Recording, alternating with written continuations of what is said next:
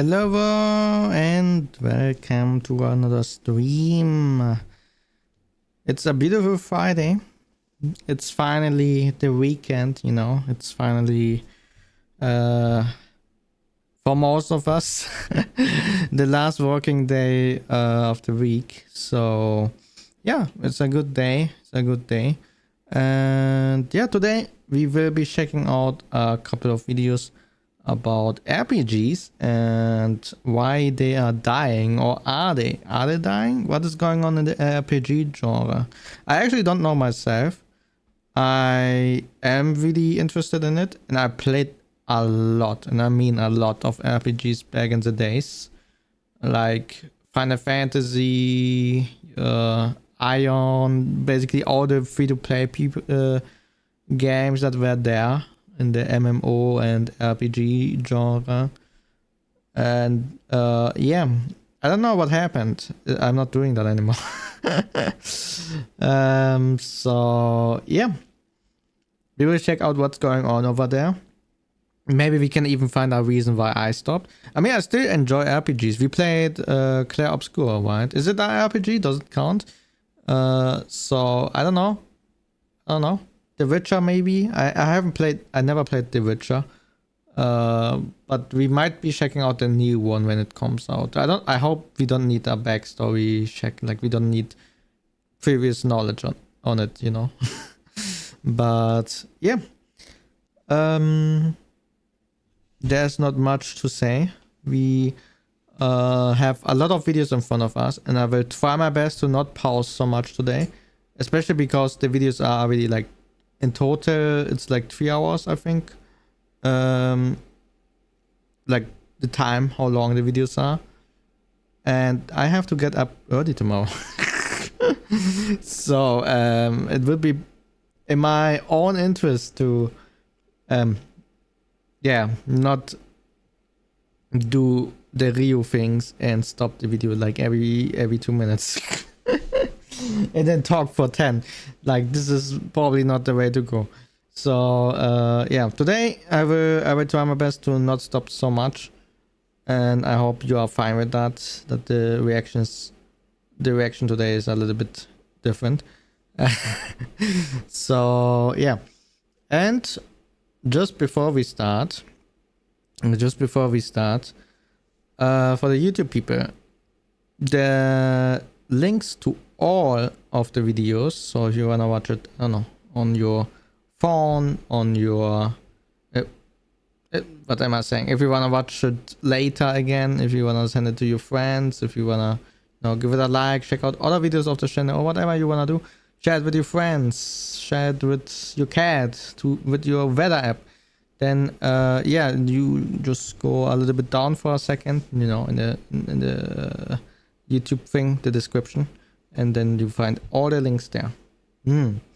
Okay, and yeah, with this being said, I would say we can jump right into the first video, which is from the Dear Vic Viz, a really nice YouTuber. He's unfortunately not posting that much. I think he's more active on Twitch now, but I don't watch him actively, so I cannot really tell. But yeah, he made the video What Went Wrong, Chivalry, Medieval Warfare, Mordau, I think I know, Mirage, and more. So he will deep dive into those kind of games. I really like those kind of games.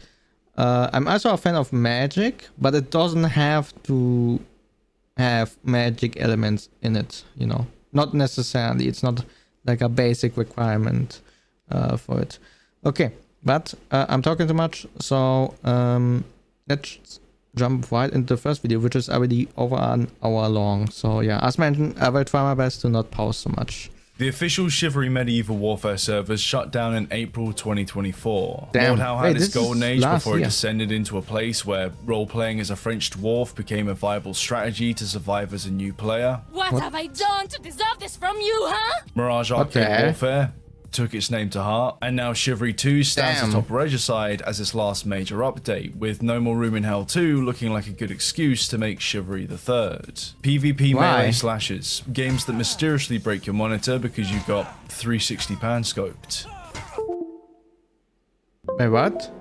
The multiplayer FPS The heck space for was the that? longest of time has primarily been about first-person shooters, glorified Okay. archery. But what about first-person swords? Well, Chivalry Medieval Warfare was the answer that I and many others found to that question all the way I have seen this game before, but I never played it, I have to admit. Mordhau, I think I played it, but I'm not sure. back in 2012. I also played like what's the name? For Honor and these and things like this. With barely a dent of experience compared to the legends of that time, You got 400 hours. many fond memories, funny moments, and, to be honest, salt Damn. came from this game. Originally, this video was going to be a nostalgia piece just for this. But then I started to notice some annoyingly similar issues in Mordhau What that went could have so been wrong? avoided. Then I began to recognize old habits that re-emerged and burnt those who stayed loyal to Chivalry 2. Habits that have the potential to pass over to a completely different game that is the manifestation of I kid you not, near 14-year prophecy. These aren't necessarily terrible games, and each one has a special place in my heart. But I can't help but notice that the ball was dropped quite consistently. And with a new wave of games coming to the show, Are they already out? Are they already out? Let me check. Because the video is from 6 months ago. Renown, I think I saw before. I saw the last stream, we checked out our Steam thing, and I have a small update about that. I sold, I actually sold my CSGO skins, and magically the friend request stopped, so I'm happy now. I still kept, I think, 6 skins from CS that I just couldn't bring myself to sell. They are nice memories, and if I should ever get back to the game, then I want to have them with me. So yeah, I kept some skins, but most of them are sold, and now I have $40 on my Steam. Because yeah, I mean, I had quite many. It was probably the reason why those freaking bots kept contacting me on Steam, but now it's over. It's over. Okay. Oh right, I wanted to check. Renown, it is on Steam since the 22nd of September, and the reviews are mostly negative. Yeah, this is not good. This is not good. Cash grab by the devs, they ain't doing nothing. Do not buy. Poorly executed. They rock poor developers for their wages, so don't expect any progress on this steaming pile of... Okay. Oh, a German one. Leider kann man sich nicht mit einem Server verbinden, ständig kommen Fehlermeldungen, kauft dieses Spiel nicht. Kein Support, nix nix. Grottenschlecht. Okay, so he basically says the game sucks. Oh damn. And everything is like this, every review. Scam game, complete garbage, this game will go to nowhere. Scam game. Game is extremely unpolished. Yeah, okay, this is bad. This is not looking good. It's not looking good. genre, I feel like it's worth doing a retrospective. This isn't just what went wrong with Medieval Warfare. This is what went wrong with PvP melee slashers. And I'm Wicked Wiz. We did play the VR game. What's the name? I think I uninstalled it actually recently. I need some space for GTA, and then I uninstalled it. Or did I? Did I uninstall it? I think I did. I cannot find it in my library anymore. Well, yeah, there was a VR game we played. It's like was also similar, but it was really hard. I don't know if I want to continue playing it as well because of the difficulty. Like, I get touched by the NPC once and I freaking die, and then I touch him 10 times and he's still hitting on me. It's crazy.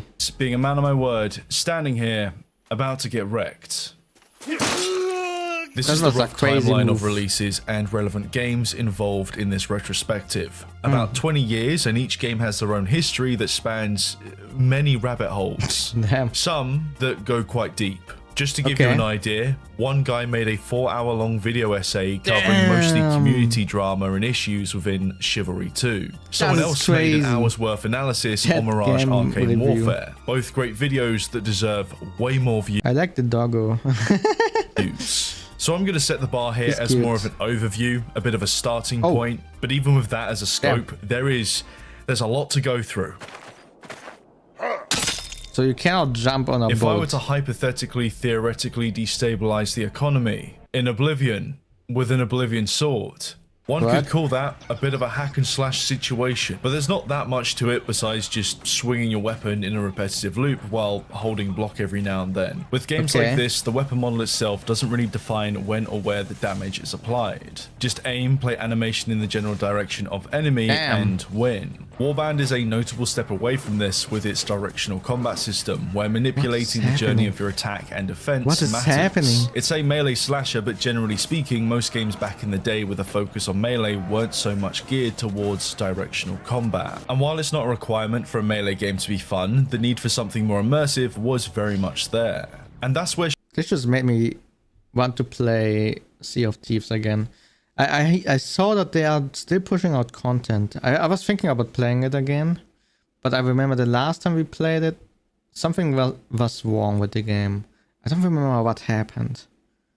But yeah. Chivalry Medieval Warfare is different because weapons have real-time tracing. What that means is that any given blade or bonk has a lethal point of contact and an active hitbox approximating the model's dimensions that trace a line during the attack animation. Basically, the path of your weapon counts and the path ends when it makes contact with any given body part. Damage is then applied, and if well placed, you get a nice slice. Additionally, as a multiplayer experience, the player rig is the same in first and third person, so what you see in first person is pretty much what everyone else sees. Because damage is only applied when the weapon makes contact, manipulation of the weapon's journey can add a whole new level to combat. So you can go closer. Wait, what if you do multiple contacts? Like if you are super close and then swing, you know, if you hit him like every pixel, it should be doing more damage, right? But is it doing the same amount of damage? Accelerate an attack.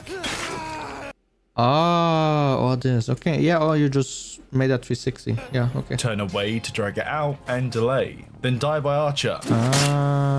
It's Chivalry Medieval Warfare that pioneered this simple but effective combat system. In this game specifically, there are only 3 attacks: swing, stab, and overhead.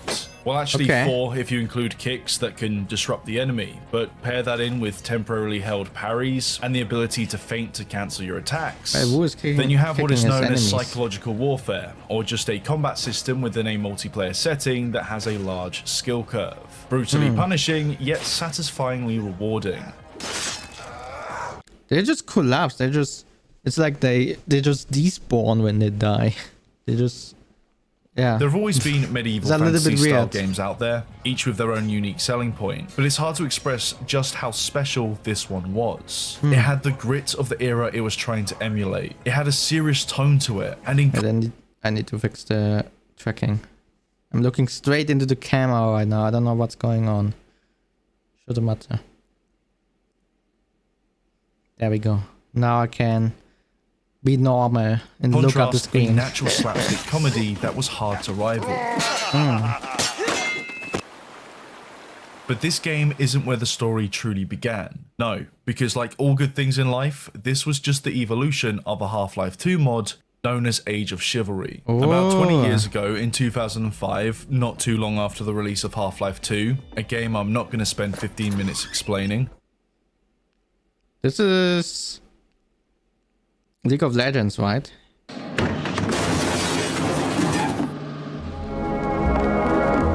Age of Chivalry began its development. It was pioneered by what was the screen? Co-founders Rykard Lindgren, Jeff Simmons, and Scott Chipman. In a nutshell, it provided a similar answer to what Medieval Warfare did later, but of course with heightened limitations. For a 2000s medieval-themed PvP mod, it's really impressive. There are a bunch of unique maps to explore, each with their own objectives to keep fights. Wait, which game is this? Is this Gmod? No, Age of Chivalry. It looks like Gmod. Oh, maybe they just used the The source engine. Okay, never mind. Maybe they just use the source engine. This is a possibility. It's focused. I mean, with this being a mod, if you wanted to, you can just fight in Helm's Deep. There are also multiple classes to master, each with their own unique flair. And looking at it, it's hard not to forget that this is a mod. Interestingly enough, the concept of dragging your weapon to hit multiple targets or manipulate attacks was also a thing back then. Although due to a lack of any dedicated animators at the time, animations were placeholder, and additionally, the trace lines were manually drawn rather than generated during the animation. But either way, they clearly found a gap in the market, as they achieved over 3,000 players within the first few days, and although they didn't really see any real peak till much later, it was clear that people wanted something like this. There's this interesting post titled 32 maps released. Yeah, this must have been crazy for them as well, because back then the amount of games that existed was, you know, you can the amount of total game releases you can probably count on your hand. Like there were not more than 5 people or 5 games being released within like a month. So yeah. You could easily check out everything new if you wanted to. And a reflection on Age of Chivalry. And now it's like hundreds of games every single day. Most of them are probably AI by now, but you know what I'm saying. Published in November of 2010 by Tiberius Bain, aka Steve Pigott, who later became the lead game designer at Torn Banner Studios. It's a long but interesting read about what went right, what went wrong, and the lessons learned before making their own standalone game. With also a Wait, they made a document about what's good and what's bad? bit of unfortunate foreshadowing. Oh no, wait. Did they do something which was on the bad side, or what? Why? If all else fails, you could just add zombies, as that technique seems equally effective. What? Is a comment I didn't expect to echo through time. But to get to the point, the TLDR of this retrospective is that they learned from the struggle. Did they add a zombie mode or of what? Making patches post-launch, wishing that they did more pre-launch in testing to basically avoid flames in the forum. They learned that the new player experience is crucial to get right to sustain growth. As cool as this mod was, it wasn't that easy to get into, because by Oh, the old clan tags. I remember those times. Those were good times. Well, it sounds like I'm super old now, but back in my day, people still had clan tags, and you know everyone had like their TeamSpeak server, and then often, where was it? There was it often happened in the RPG games, like in the guild description, they were like, okay, enter this IP to join our TeamSpeak server, and then you join, and then you know. You were asked, they had like a, which game was it? I think it was Final, no, it was some other game. I remember I played some game for a long time, and they had, we also had like a TeamSpeak. It was super cool. Like we had like a waiting room, negotiation rooms, you know, because there were like different factions. And then if someone, you know, wants to negotiate, you know, everyone had like their territory in the game. So, like on the map, like they were controlled things. And when someone, you know, wanted to go to your area, they actually joined your TeamSpeak and they talked to staff members, guild members, to, you know, get to the area. And then they pay a small price to go to it, and then everything is fine. They don't get attacked, they don't get anything. And everyone had like those clan tags in front of their name, so everyone knows which guild or clan they belong to. This was also popular in shooter games. I don't know, is it still the case? Because I know in Counter-Strike, I think they use the Steam group. In the game, you can use like the initials of the Steam group as your clan tag or something. But I don't know, like in League they completely removed those things. In Dota apparently it's still there. That's what we learned in the last Dota stream, that they actually have a function for this, but it's only for Dota Plus. I played a little bit Dota today actually. Oh god, I'm sidetracking, I'm so sorry. I played a little bit today, and I also got some tips, and freaking Sheetan tagged me on Twitter. So yeah, maybe we will check out the game more. I learned a lot in like this 50 minutes or something that I played today. It's crazy. So yeah. Okay, back to the video. Enough sidetracking. I will try my best to not By pause extension, again. another lesson learned is that players can get good at your game and will naturally create their own meta. One thing all developers will discover is that you don't truly know how broken your game is till someone starts playing it. Something they knew well that will remain a consistent design philosophy is the idea of including features that add value to the experience without impact on the actual gameplay. Candy is what they call it, and Jibs is basically what they're talking about. It's the little stuff in a game that gets people talking. This was a well-respected retrospective, and something honestly rare to see in this day and age when it comes to developers This is the new Pokemon game. owning up. I'm sorry, but I have to hold myself back. I will never get a sponsorship from freaking Nintendo, but that's fine. I don't like them. Their own mistakes, and it won't I like some of the games, but I don't like the company behind it. be their last either. Chivalry Battle for Agatha was announced in May 2010 as a standalone game carrying on from Age of Chivalry. The project was later renamed to Chivalry Medieval Warfare, along with a rebrand of the company from Team Chivalry to Torn Banner Studios in February 2011. But that's quite an upgrade in a logo. Working on Unreal Engine 3 naturally freed it from the limitations that I remember that movie. It was so came bad. with modding. Why do they have it like 10 times over there? As already seen, the real-time tracing combat system was a unique selling point that drew many people in, as if the overall concept wasn't enough. This time, there are only 4 classes to choose from. Archer, Man-at-Arms, Vanguard, Knight. Okay, that's okay. To keep things simple. The Knight, Vanguard, Man-at-Arms, and Archer. Each class has their own inherent perks and weaknesses. Like for example, the Knight is quite slow but very tanky. The Vanguard is a bit faster and usually uses longer weapons. The Man-at-Arms is a bit more close range and fast. And the Archer be arching. Hey, he's not arching. With each class, there are a whole bunch of different weapons That's a lot of weapons to unlock, and this time there are larger maps for larger battles, along with siege equipment like the ballista and what I like to call the send me home catapult. Oh no! Movement was also fine-tuned to a better standard that complemented Pikachu, Sunny. I love those names. But this is in the Source engine, everything, right? the more This looks exactly like freaking Gary's mod. Man, I really want to play Trouble in Terrace Town, but I need to find people who want to play with me. You know, I was thinking about making a server, but then I was like, I have a Minecraft server that needs probably to be finished before I start another project. And also the website as well. Can I show you what I'm working on right now? I will show you really quickly. No one will notice, okay? It's a 1-minute adventure. So this is currently the new talent page that I'm working on. You can see some things are still being optimized, but yeah, this is the new website. Most parts are already online, but I'm still working on other things. And yeah, like the About Us page took so long. Look at it, it's crazy. There's me, then we have this thing, we have like effects, and you can also spawn if you'd like these points on your screen. You can spawn a lot of them like this. Oh, you cannot see it, right? Like this. Whee!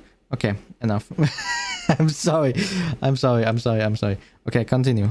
Optimized and immersive combat system. Before release, they set up a Kickstarter in order to get some funding for the project. Back then, this was a lot of money. A lot. Wait, when was this? It's Source Engine. So if they are using Source Engine, it probably means that there was not much around back then. So I would guess this is like 2010 maybe? 2010? Maybe even earlier a little bit. So 100k back then would probably be the equivalent of, I don't know, 500k or something right now. with It's the a goal good to reach amount over of money. 50k, of which they surpassed, sitting at about 86, close enough to their stretch goal of customizable emblems that they Damn. definitely had more than enough money to implement later on. I remember missing out on the Kickstarter, and $25 for a copy or $50 for beta access included Damn, those are prices from today. felt fair enough for what was promised. Either way, upon release, this was a sight to behold, and this It's is where the Kickstarter. rise truly began before the fall.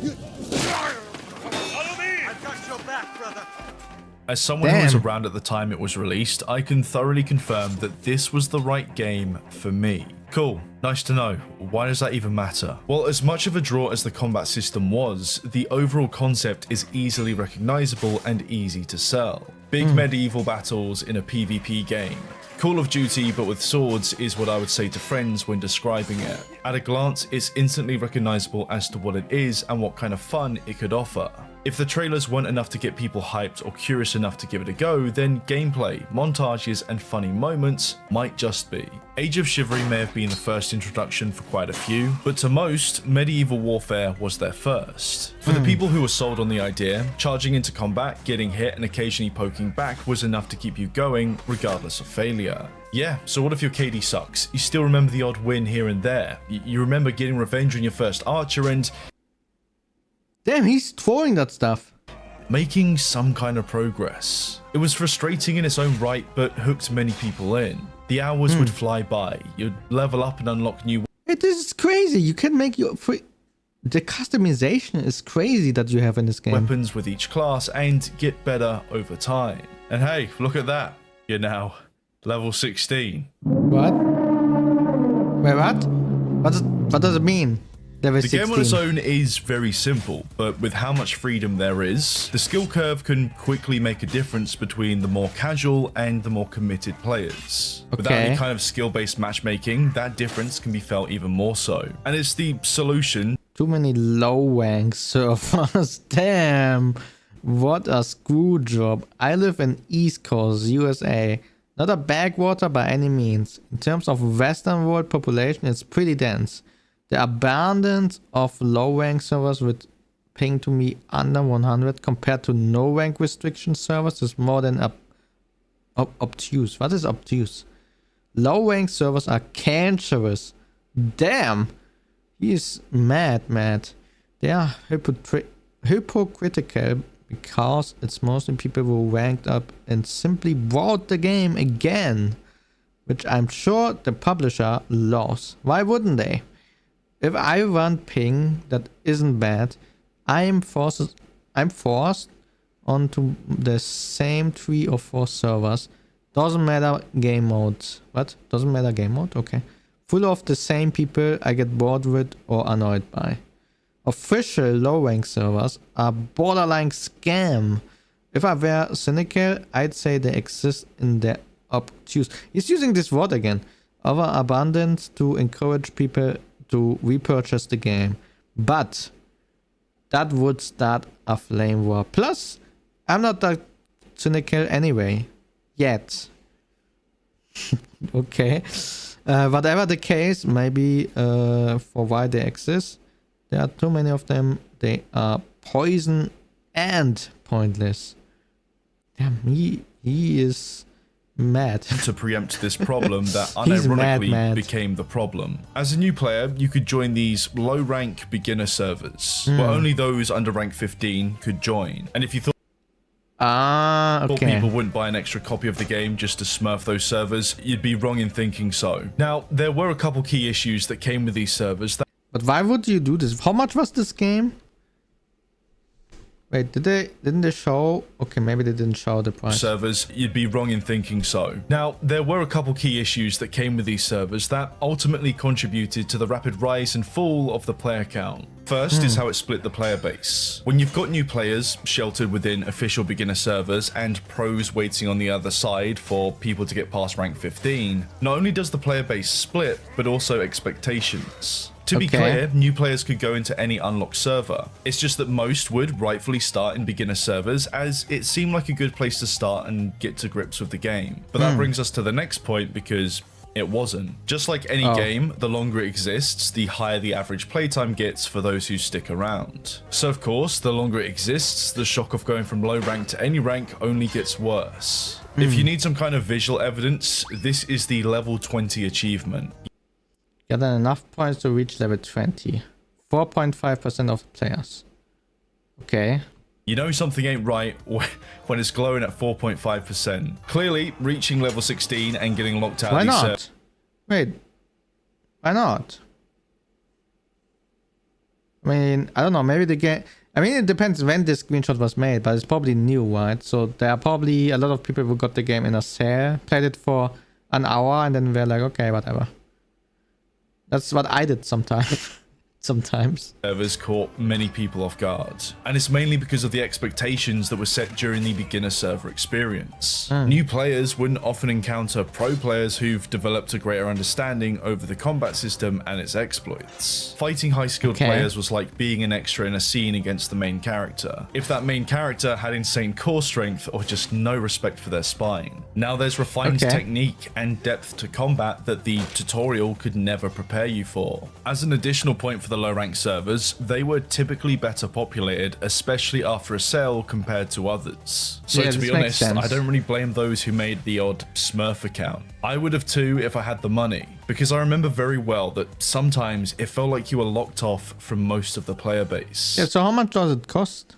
The combat system was amazing for what freedom it provided, but that freedom, the freedom to manipulate the journey of your weapon for when or where damage can be applied, naturally brought a lot of complexity to it looks so funny. Game with a combat system that, let's just say, wasn't perfectly made. Readability is everything. If I see you swing, then I parry, but I can only hold a parry for a short period of time. So your goal is to simply hit me when I'm not parrying, and one way to do that is to get me to parry too early. A simple way of doing this is to feint an attack and follow up with another. Things, however, get a bit more complicated when you start delaying or accelerating attacks to make someone parry at the wrong time or look, they're just in the wrong place. You see, the goal was always to trick the opponent, but it was the freedom to manipulate attacks that allowed advanced and difficult to read techniques to develop. While a simple drag looks fair enough, people get used to it, and it becomes less effective to more experienced players. Then of course, things evolve, metas form, and new or casual players find themselves at the mercy of a combat system that was already kind of rough, but now thoroughly exploited.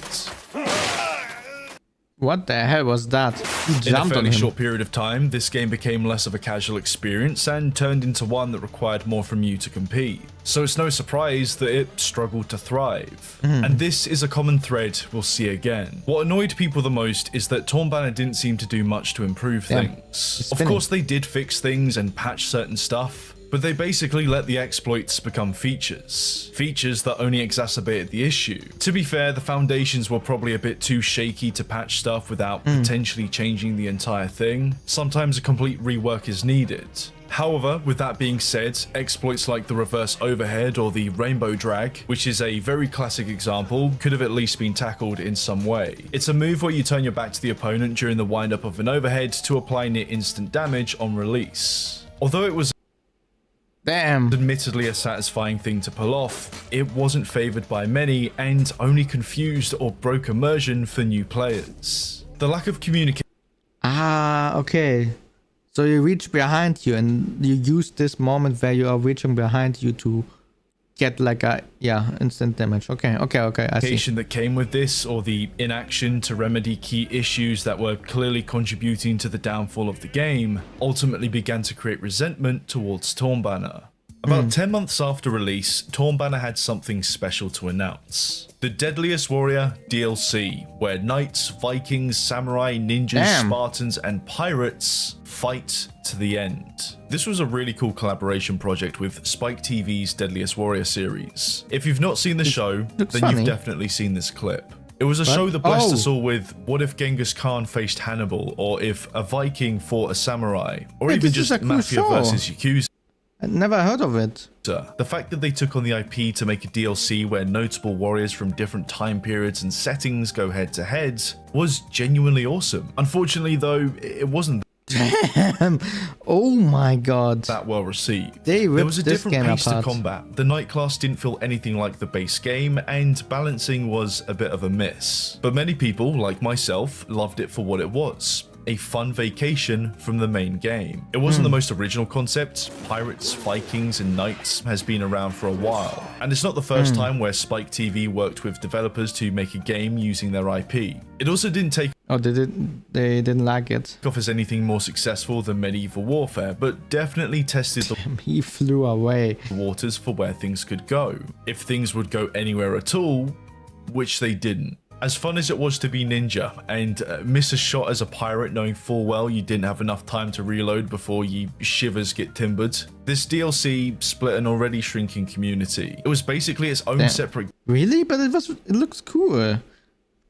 I don't know. I don't see the pain point. And it was temporary, no? Or were you able to decide? This would be even crazier then. game with its own separate servers. But the sad part Okay. about it is that Torn Banner realized this, made a choice to stick with Medieval Warfare, and never properly communicated when support for Deadliest Warrior would end. It wasn't a standalone Okay. either. You had to own Medieval Warfare to even play it. What? So the barrier to entry on a financial level was also a drawback. Even today, with nobody online, Damn. they could drop the game, but never the price. This was a very successful game, and they made a lot of sales. But in the process, something quite important was lost. The decline can be illustrated in one image: the chivalry crossover with Dying Light. I don't know. The Dying Light meme. There's a meme. I don't know how many. Maybe some of the dev channels already picked it up, but there's a meme that all the Dying games are going to collab with Dying Light. All the Dying games are going there. They're like, oh, by the way, do you want some new characters in your game? It's crazy. And it's kind of true, unfortunately, as well. Posted on the 6th of December 2019, Man. well after its unofficial death. The irony that their last crossover was with a title quite literally called Dying Light is insane to say the least. But there are multiple layers to what went wrong between release and this unfortunate crossover. The service level Wasn't there also a PUBG collaboration? Oh no, this was the opposite. issues at a never glance mind. come down to two primary What? No, things: yes. the lack of original content No, and there was a cosmetics collaboration. over concern. While they did add their own content, one complaint is that it wasn't Damn. in great supply. Everyone has their favorite map, but over time, even that gets old. And looking back, one could argue that it was the community that carried the way when it came to additional content. As with the release of their SDK, those with the passion and skill to make mods provided for some really cool content. I mean, I'll never forget the first time I joined a Star Damn. Wars server. That was insane. Probably some of the most fun I've had in a game Did you see the Game Awards? I will not spoiler you, by the way, but there are some cool games that we will probably check out. since. One thing that became very apparent was the talent within the modding space, so it was no surprise that Torn Banner decided to host a competition for more content. The Fortification Team Objective Map Contest. This was Damn. a partnering between Torn Banner, Steam, Nvidia, Logitech, and Foreshadowing to bring Why foreshadowing? talent together to design and create new maps that could later be added to the game, with of course the chance to win prize money as well as some additional products. In the end, it provided us players with 5 cool new maps, and I remember this event in particular bringing a lot of people back at the time. It was really nice to not only have a new set of environments to play in, but also nice to know that this was community-made content. To play devil's advocate, working hard to create core content with no guarantee that you'll be paid or compensated did seem a bit cheap. You're basically getting a whole bunch of free concepts to pick and choose from rather than going through the typical process. But without trying to bring it down too much, it did seem to go well. That's a community the point contest. here, however, is that not much else was coming from in-house development. Even the store was mostly community driven, and this was a Really? sign that the foot was off the pedal.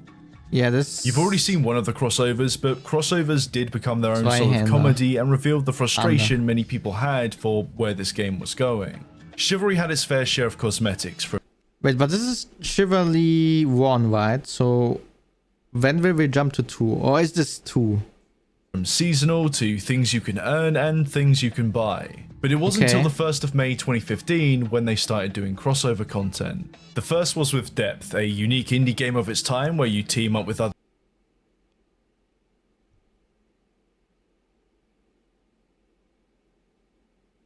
I think I played this. I'm not sure.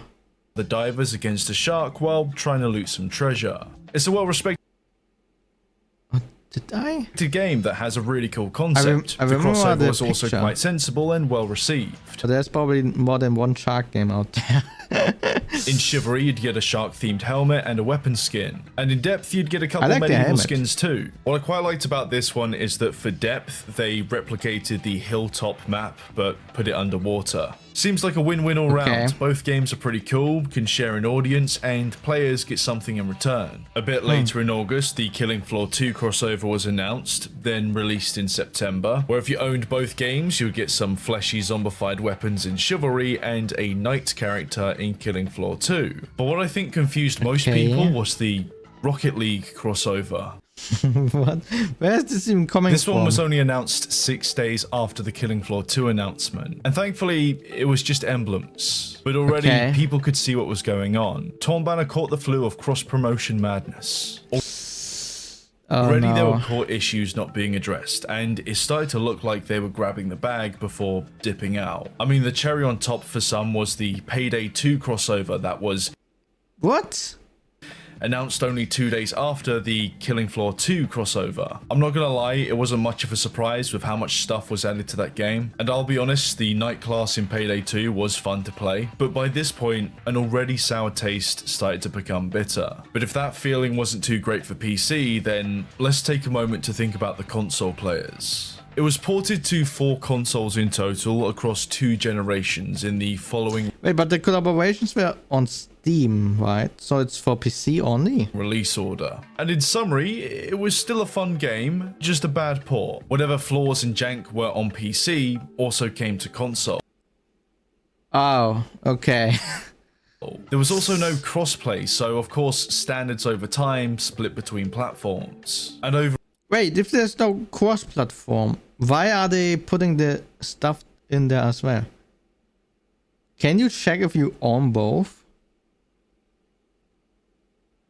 How? Okay. Overall, the experience was significantly less enjoyable by comparison. Due to tech limitations, matches were smaller scale, capping at 24 players as opposed to PC with 40 to 60. The large-scale maps built for greater numbers on PC made online matches on console feel more hollow. But the thing that seemed to ruin it for most people were the server What the hell? issues. If you weren't hosting the match, lag and connectivity would be your main enemy. It's insane to look back at old reviews and see this in action. Oh, I so think it's what sucked the player-hosted, most is that those on console, just like on PC, saw great potential, but due to Torn Banner's growing inactivity, never saw much hope for a future. Communication in general wasn't too great, and reassurance for if there would ever be anything like this again just wasn't really there. When it comes to the heart of it, the lack of communication, the lack of polish, and a failure to act upon what was driving players away ultimately accelerated the decline. Of course, there's the natural aging process, but things could have been better, and they know that. Typically, this part of the video is finding evidence to back a point, but not much is needed when they admit to their own failings. Similar to Age of Chivalry, Steve Piggott made a post reflecting on what went right and what went wrong. What went right in a nutshell was the game itself and the unique experience it provided. Nobody can say it's a terrible game or a perfect one either. There was just nothing else like it at the time. This was genuinely a great Yeah, right. They didn't have competition. game, and the frustration came from a place of seeing what you love turn to dust without a promise of any future. And in their retrospective, they admit to the issues that caused this feeling. Poor communication. They struggled to navigate the relationship with the community, failed to communicate the rationale behind changes, and went for long stretches without a sound. There was this fear of starting drama, seen before in Age of Chivalry, and arguably to a larger scale here. To be fair, it's not like they didn't try to interact This guy just got despawned. What was that?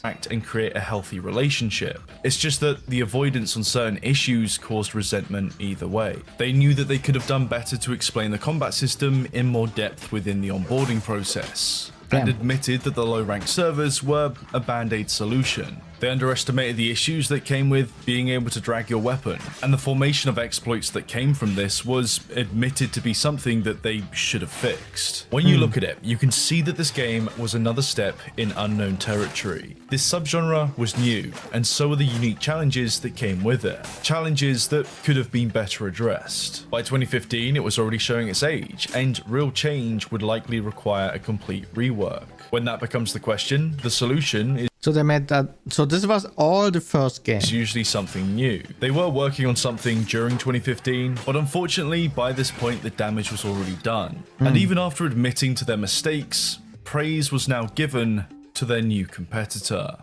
Mordau. 2015 was a turning point for the PvP melee slasher scene. Is it Mordau? wasn't yet a thing, but its predecessor, quite simply known Project as Project Slasher, Slasher, was, Okay, and it's was also in the process of early development. What does it say? Create Vegas. Everyone by this point basically wanted a Chivalry 2, but unfortunately that wasn't in Tornbanner's best interest at the time, because before Project Slasher could become anything more than a test level, a massive flop was in the process. This is Mirage Arcane Warfare, and it was the self-proclaimed spiritual successor to Chivalry. Immediately you can see the contrast in aesthetics. From a dark, gritty medieval world to a magical Arabian Nights Persian-themed wonderland. It's a genuinely beautiful art style with the purpose to improve readability for what is essentially Chivalry, but also magic. Development likely started soon after Chivalry's release, and although it's not easy to pin down exactly when, the crossovers make a bit more sense now. The melee slasher combat system was very much there, but alongside it was also magic and a sense of verticality. There were 6 classes, and each of them had their own unique set of abilities. Although Chivalry had their own unique classes, here it was clearly geared more towards... Do we have supporters? For what? For healing? So they will just run after people all the time and heal them, or how does it work? Because I maybe I'm missing the thing, but I cannot imagine that you can heal that much because without it being too OP, you know. Forming synergy between the or having battles of 2 healers and 2 fighters, and then it's going on forever. Team rather than just picking what you vibed with the most. Team objective was smaller scale to support this, and it doesn't take a genius to see where the Overwatch comparisons came from. The mix of magic and melee added many possibilities when it came to combat. It was a cool concept, but one that naturally struggled against a more familiar format. If you're looking for a competitive game to get into, is it easier to jump into an FPS that you already understand, or jump into a game with a very different combat system to what you're used to? The only people who already understood the melee combat system side of things were the Chivalry players, but this to many, including myself, was an unexpected surprise. It seemed like a fun game to play, and those who found their place with it enjoyed the ride. It was just something a bit too different to its own benefit and to the dismay of those who again just wanted Chivalry 2. I'd never wish for hard work to go down the drain, but unfortunately for this, it really did. From announcement in March 2016 to its release in May 2017 and ultimately its removal from Steam in May 2018, it was a surprisingly quick and quite consistent run. Part of the reason for its removal comes down to the GDPR compliancy issue. I'm not going to Wait, what? turn this into a GDPR lesson, but it stands for General Data Protection Regulation.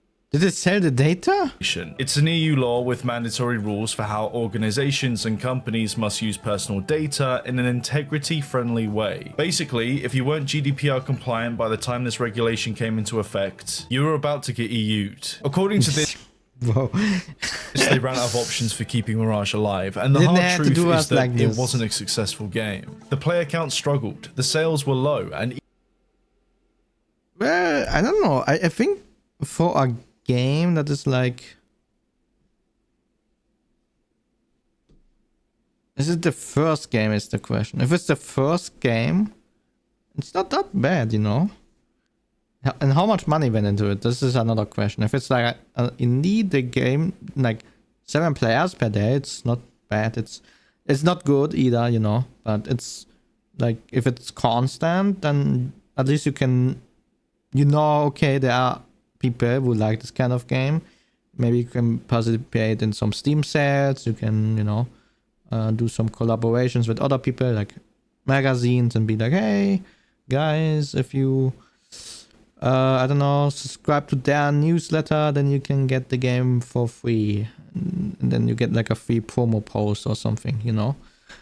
Yeah. Even with a free weekend, it couldn't sustain much popularity. It'll come up again later, but by this point, they were already working on Chivalry 2 and had secured funding from Epic Games. Oh. This wasn't just a loss of product, but also a loss of time, as Wait. Okay, they had to no, act it's fine. fast because competition in the medieval combat store space didn't was exist closing back then in yet. fast.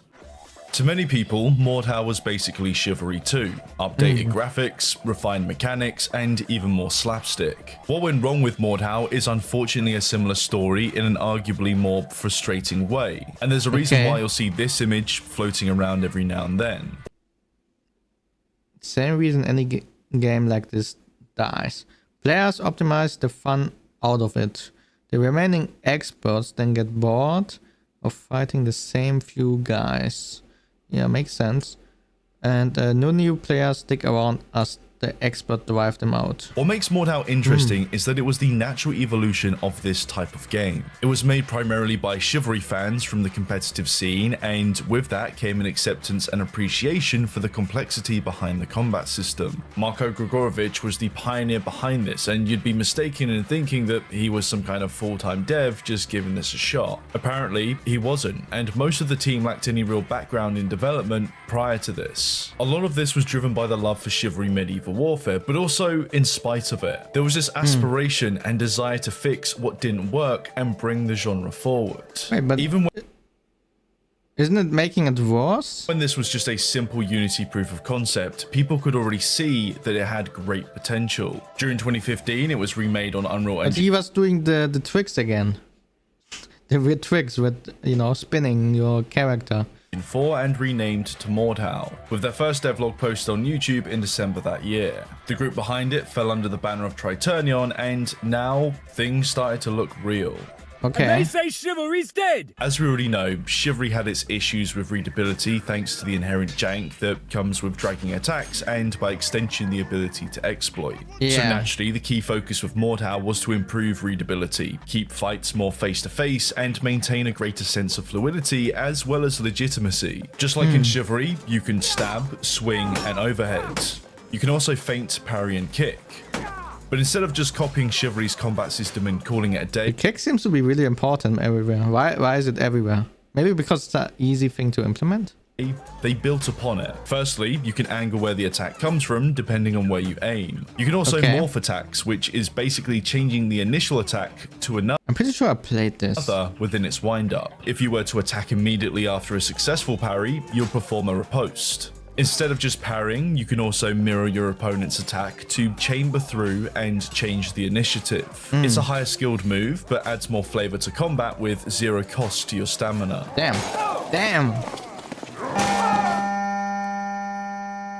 This game is called Mordhau for a reason. The ability to change how you hold your weapon was a unique selling point that brought more to the table than just hold sword by the handle. A sharp blade may be better against lighter armor, but the Mordhau grip, where you hold the blade, provides a great blunt force alternative.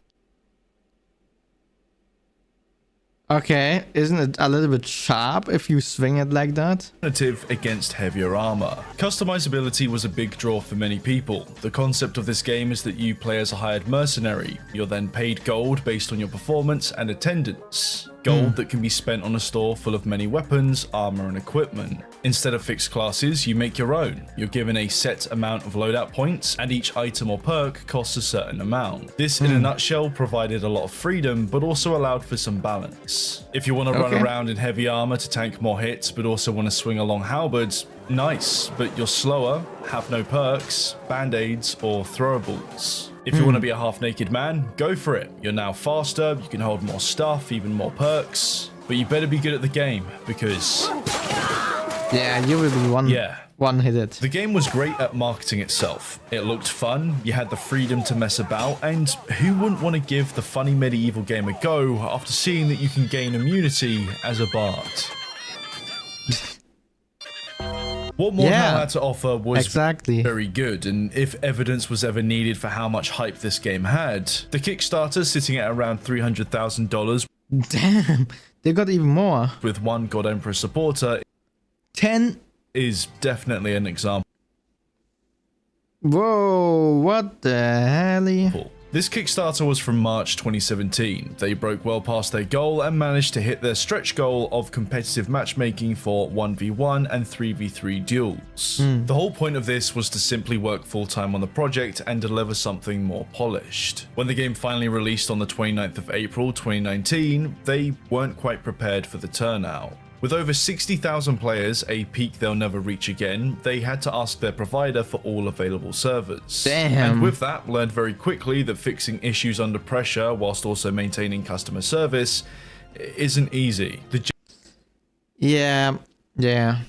I remember when I worked with Rito, there was one day, I think it was on the EU servers, but all the EU servers were not working for several days. I think it was in total 2 or 3 days they were not working, and oh boy, everything was burning. Like everything was burning. And we found the fix in the end. Because of my NDA, I can probably still not say it, what happened. But I can tell you, it was so stupid. It was such a stupid mistake. I cannot believe it. Oh my god. But yeah. We answered a lot. Enough that I had to step in as well and answer tickets. I made all the easy auto responders on that day. I remember that in like almost all languages. How much did I had? And I think I made about 2,000 or 3,000 responses per hour at that time. It's crazy. It was really crazy. General reception of the game was good. If people didn't already love it for the brutal combat, they loved it for the comedy. And content around it was, as you can see, pure gold. Damn. Yes, there were noob lobbies, and Chivalry pros did have the edge, but everyone was still figuring things out together. It was a fairly equal playing field. Until, of course, it wasn't. There are a few overarching things that contribute to the fall of Mordhau. Accessibility, content, and apathy. If you've seen any the state of or what happened to style of videos for Mordhau, accessibility comes up every time. It's an issue that every person I've had the privilege to talk to brought up as well, and it appears to be the main reason why the player count would die quickly after a free weekend or some kind of content update. But if this was made by Chivalry players, and Chivalry clearly struggled with this, then how on earth did Mordhau? Well, one thing to remember is that this game was made by competitive players who still wanted there to be a skill curve to climb. And they developed a combat system that was admittedly built for more intimate fights. A lot of what was advertised were duels, and whenever it was a large skirmish, it seemed kind of clean. But in reality, things get chaotic pretty quick. Yeah, people like to run into each other. Yeah. With a deeper combat system, complexity is difficult to understand in the heat of the moment. Simply put, there's more to learn, more to put into muscle memory, and with the natural... What's this guy doing? Look at him, he's just standing there, doing a freaking T-pose or something. Optimization of how best to use said combat system, those who got good, got very good by comparison to those just starting out. And as a result, I'd argue that Mordhau's skill gap grew much larger than Chivalry's. But unfortunately, similar to Tornbanner, Triturnion didn't do much, if anything, to bridge that gap. So as the player count shrank, the density of more dedicated and experienced players intensified. Although still a fun game with many hours well worth playing, this decreased the likelihood of new players sticking around as they found themselves in the deep end, with a mountain to climb and not much in game to help. So what are those people then? It seems like there were some regular players. So other than like 20 people, they meet like every day around the same time, and all they do is like fighting, logging off, going to work the next day, and then do the same thing again. Okay. Well, it wouldn't be for me, but okay. The onboarding process is a crucial step in building a relationship between the game and a new player. It's a process that provides an understanding between the objectives, you got a freaking horse! Mechanics and systems in place so that said new player can get involved without feeling helpless or confused. While this is done passively and sometimes taken to the extreme, a tutorial is usually the first introduction. Mordhau has a tutorial, it's okay and it serves its purpose, but doesn't go any further than surface level concepts. It's only basics. They don't even show you how to actually drag your weapon. The concept is mentioned and shown by the instructor, but that's all the depth you're gonna get. This is such a core concept concept that you need to learn early on, and I'm looking at this as of today. There's no real training ground or test level to practice well-known moves or anything to actually teach the player how to get to that higher level of skill. There's no visible path to progression. Did you know that this game has a turn cap, that when you attack, your sensitivity, including DPI, doesn't even need to be that high? Because even if you can turn 100 times per second, that doesn't change the speed of your attack. Well, we won't tell you that, and as a result, you may suffer more than those who turn their default sensitivity down, because unlike a shooter, it doesn't need to be that high. Did you know that many medium to pro players don't even use anything close to the default keybinds, or bother to angle their attacks using their aim? That there are just some more straight up optimal ways to play? Well, you may assume so, but that's subjective, and we won't recommend any layout options to help you maybe get on the same page or just even try something that may better suit you. No, you can figure that out yourself. These are just some basic things that I learned after trying out some coaching with Stouty, a prominent voice in the community who's been around since Chivalry. In fact, one of the first things we did was just go through my settings, and immediately I noticed that I was playing better than I ever did before. Obviously not that great, 26-0 to a naked man. But it became very clear to me in this moment that it's the game itself that feels like it's hiding information from you. All the training tab has is a 15-minute tutorial. That's it. The rest is on the community to provide guides, and even though they made one of their own, there's no link to it anywhere. As playtimes increase, the gap between introductory and pro gets wider. And Tritonion basically left the bridge building to the community.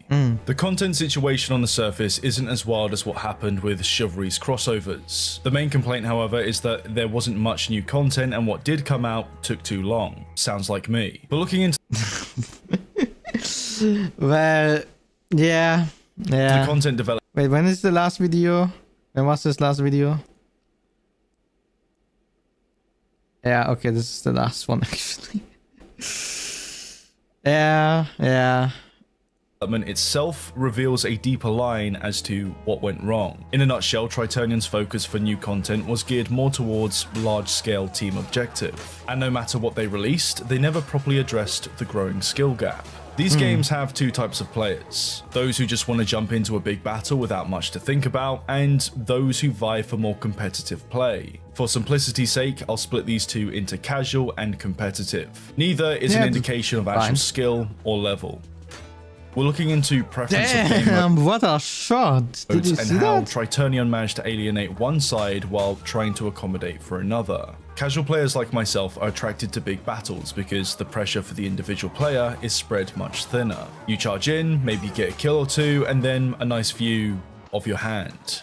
It feels like the blame is less on you and more so the chaos of the situation. The intensity is there, you will get outplayed, but you don't have to be a pro to do alright. Most new players find themselves here. It's the big draw and the big selling point. But a problem from the very start was the lack of any skill-based matchmaking. Without it, the skill gap grew pretty quick, considering also that Chivalry veterans were already accustomed to the core combat system. While this applies to everyone, casual players who took a break would come back to a game where the bar to compete was unanimously raised. So it's basically like League of Legends. For new players, it was a deep end, but for anyone coming back to check out new content, it was a game of catch-up against those with hours far beyond your reach. It's not that the new content was bad or jumping back in was complete hell. It's just that they simply created content that would appeal more so to new and casual players without also considering the player experience from onboarding to returning. Just to throw it in there, there's no anti-cheat or never was to my knowledge, or DDoS protection, so add that into the mix. Yeah, this is not good. This is not Obviously, good. skill-based matchmaking on its own wouldn't have stopped the gradual decline, but may have helped to keep the game a bit more alive for longer. If it was implemented today, it would just split an already small player base. Competitive players are the type of people who can feel the changing tick rate of the server with every refund caused by the swing of their sword.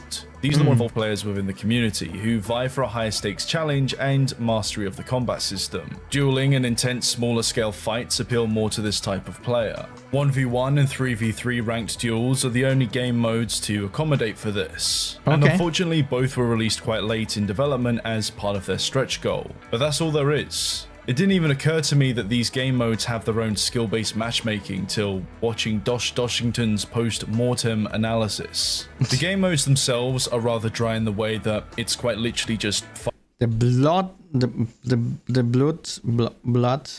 on the body of the characters is crazy. Did you see this? analysis. The game modes themselves are rather He's dry in the way hitting him, that and then he dies and he immediately freaking explodes. What the hell? He's actually freaking exploding. it's quite literally just fighting in an open arena. Owning a rank is cool, but minus private servers, that's all the game really offers for the competitive scene. There's no 5v5 hardcore team objective mode where you have to rely on team synergy to, I don't know, secure the bomb. What just happened? The end game nice. is basically one of two things: achieve a high rank and or become a demigod on the battlefield. A demigod that over time must eventually face other demigods while mere mortals count their fingers. So of course, This sounds awful. when new large-scale team objective content is released, yes, there'll be new players, especially if there's a sale, but obviously everyone else is going to join in to check it out. But how are the servers? Because I remember the Chivali one, they had like new servers, like noob servers, you know. So is it the same thing? Including those from the competitive scene, because What the what heck? else is there new to Freaking Snow White hitting you. do? Some new players may stick around, however, most will That's it. leave after realizing that getting to a similar level of skill just to have a chance It's just requires a standing lot there more throwing effort stones all the than they time. initially expected. And they You die. can say get good all you want, but the truth is that most people can't be asked, at least to that degree. Okay. In a comment by the CEO Whoa. posted not too long after the game's release, it's confessed that this was basically a game built for slower, smaller scale fights rather than larger, chaotic battles. But they switched focus to larger scale and caused an identity crisis. Even though they understood this, there was never a change in this direction, as I guess it seemed like the hole was already dug too deep. So yeah, Okay. basically a game made by competitors. But why didn't they could have done it slowly, right? Like, I don't know how many players are playing, but like from 32 to 28, for example, being like, it's already making a big difference, I would say. Like 4 players less, it can already make a difference. And then you can, if it didn't work, you can, you can do it more, or but you check out the impact, do people like it? How is it? And you can even afford more servers like that. Can you believe it? It's a win-win. Competitive players for smaller scale skirmishes that was scaled up and ultimately attracted an audience that they didn't accommodate for, while also not really accommodating for the audience that stuck around. The most recent content update is Demon Horde, a Hey, it's still active. co-op zombies-like experience, which on its own is actually pretty fun. This has always been considered a PvP first game with PvE options, and as cool as this is, you can't help but feel that it's a contingency plan for when the player count finally hits the floor. Yeah, you can always add zombies, right? If demand for something isn't met, then the community can step in to provide mods. But that requires modding support. Modding support that didn't arrive till over 2.5 years after launch. While it wasn't impossible to make mods without this support, a healthy modding community is quite difficult to establish well after its prime. What I heard from people deeper in this side of the community is that when modding support actually arrived, it ironically broke compatibility with existing mods, making it less so support and more like a pain in the arse. It's also worth mentioning that the in-game mod downloader 6 gigabytes.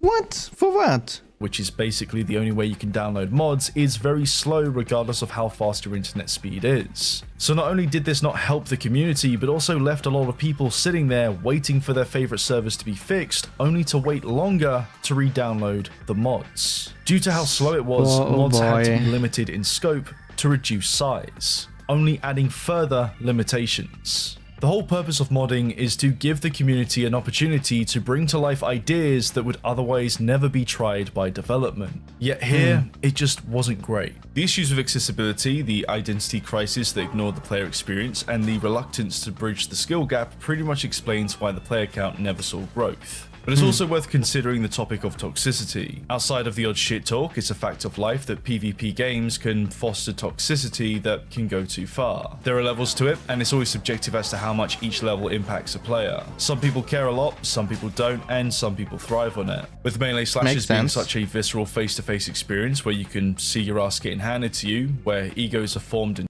good luck. Block that. challenged, Wait, what? most will agree that there needs to be some Fixed game. barriers set in place. Focusing on just the in-game experience here, Triturnion didn't account for much. For a good while, there are no basic filters for chat, still It's boring to stop spam. They are something.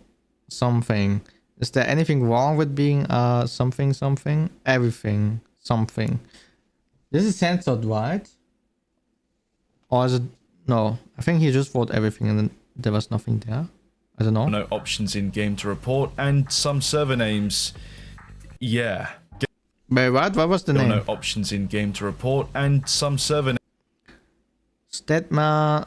Bro. names, yeah. Games can earn reputations, and regardless of opinion, that can have an impact on the customer's decision, whether it be before or after a purchase. Triturnion as a small team only made it harder for themselves by not preparing for this, whether it be by design, naivety, or a lack of foresight. If you saw anything about Mordhau back in the day, then you've probably seen this What the montage hell of was Giru that? He was turning what was swimming on meant the to be a ground. serious tournament into pure content, running around with a pan and winning fights with a training sword. It was funny as hell and brought so many new eyes to the game. Along with other examples, it promoted it for what it was. A game where you can get so good that you can mess about with money on the line and win by throwing rocks. But it wasn't taken that way by Triturnion. There was this sour taste towards the idea of potentially supporting that behavior. There was the opportunity to capitalize, generate further exposure through content made about it, but they decided not to take that opportunity or Why invest not? further into the competitive scene, leaving another thing for the community to carry. Crush is a prominent name you'll see throughout. It's free content. You can even make an event out of it. You see it on social media, it gets hype, and then do an event like, I don't know, the one with the most stone kills in a match gets a stone skin. I don't know, something, you know. Thrown around. He was one of the developers, and Or if you kill 10 people with stones, then you get something in the game. one could You can say make that it he something was cool. a red-blooded chivalry player. What's worth? Is it worth What the 100 heck? players leaving but 100 players buying the game? What the I heck? think you should eat some broccolis to raise your testosterone. Do you sound like okay, a honestly, What is this? Why are there... Okay, it's fine. Okay. are you gonna answer the question? Do you think 100 new players is better than losing 100? You sound like the dog in your picture, dude. Why the fuck do you even speak to me? He played a large What the part in the heck? balancing side of things, and of course, this is going to cause Wait, this flames was a death? whenever something has changed. There would be frequent disagreements, and for better or worse, it would be Crush backing the decisions. There was this sentiment that if he or other developers weren't good with a certain weapon, then it's going to get balanced. And there's a lot of flack Yeah. towards this dev in particular for multiple reasons. Justified or not, fact or fiction, the truth is that he was eventually the only one facing the crowd. At some point, the other developers went silent, and the only way for the core community to get through to development was via Crush. The impression given was that the Damn. other developers switched off and only wanted to focus on their own I think I heard about this guy before. Wasn't he the guy? Or was it him? There was I heard something about his name, and like he doesn't give a damn about his community basically, and he made like posts against his community. Wait, didn't he just explain that actually? Okay, fair. But yeah, I think I heard about it, but not so much.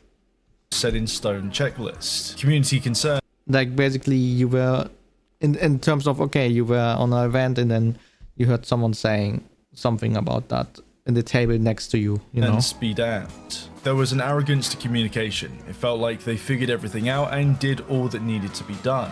That anything else would be pointless, that this is just how things go. The game gets old, the player base drops, and pros scare away new players whenever content is added.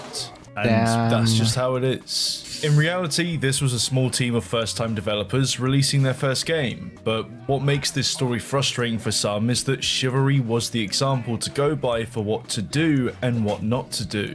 However, they only managed to replicate the lack of communication, the alienation, and avoided core issues that drove players away before it was too late to fix them. It's easy to get heated about it, but what Tritonion did well is bring the genre forward by innovating the combat system and inspiring others to take their own path, even though that may be out of frustration for what wasn't done. Mordhau isn't a terrible game and you can still have a lot of fun with it. Is there a future for it? Nah, probably not. It was a game that started off with a lot of promise, but was ultimately not steered in the best direction. The scale of failure with Mirage was total, and to be honest, without it, Chivalry 2 probably wouldn't have come out the way it did. Because after such a failure, Tornbanner had to reassess themselves, take on the fact that things went really wrong, and that they had to change the way they were doing things. They've always been a fairly small team, and going from mostly modders to on-site developers working on something different came with its own set of challenges. Challenges that had to be faced at some point or another as the company grew. As you already know, development began sometime in 2017. It was then later revealed at E3 in June 2019, with of course reception being mixed, as one could assume, with Mordhau's prominence at the time as well as a scarred reputation. It was in October that year when they reflected on what went wrong, and by this point Mordhau was still going strong. One thing that already put quite a few people off was the Epic Store 1-year exclusivity agreement. Oh no. Oh no. Yeah, people were not like that. When the game was set to sit in the Epic Store for about a year before moving out to other platforms like Steam. The word sellout has been used to describe this, but in all fairness, it did seem that Mirage really took its toll. To make something bigger and better than before, they needed investment. In their own words, they decided to go down this route to take things to a whole new level that wouldn't be possible without this partnership. 2020 was the planned year of release, but as you can imagine, development timelines had to shift in order to achieve scope. But thankfully, they managed to release the game on the 8th of June 2021. Wait, that's not that bad. Well, 2021. Not only was it released on PC, but also for multiple consoles, each supporting. Also, I think actually the Epic Games release is not that bad. You don't have user reviews, I think, there. Or do you? But I think it's not that bad because they can use the year to fix things, to make the game better. And then they can go on the Steam release and be like, oh, look, it's a finished game. It's a cool, good game based on community feedback or something. In crossplay, and with that came a much wider net that apparently captured 250,000 players within the first hour. Content creation followed the usual procedure, as a lot of big name creators jumped on it for about a week or so, and largely speaking, this game was a big success for what it was. It introduced a lot of new people to the PvP melee slasher scene that have enjoyed the ride regardless of quite a few bumps. Yeah, it's no longer on Source Engine. Minus some resentment from the past, heated opinions towards the direction of the game, the way certain things were handled, and community drama that can spark the creation of a 4-hour-long video essay, the game did pretty good. And now it's sitting on retirement support, waiting for a nightmare to pass. There's one thing in particular that Chivalry 2 did quite well, and it's how it lowered the bar to entry. The tutorial will take you through everything you need to know, showing you a video example before getting you to perform the action yourself. You're actually shown how to drag your weapon and why it's important, first on clearly defined targets, then on a test subject. You can see that they wanted you to get the idea in your head.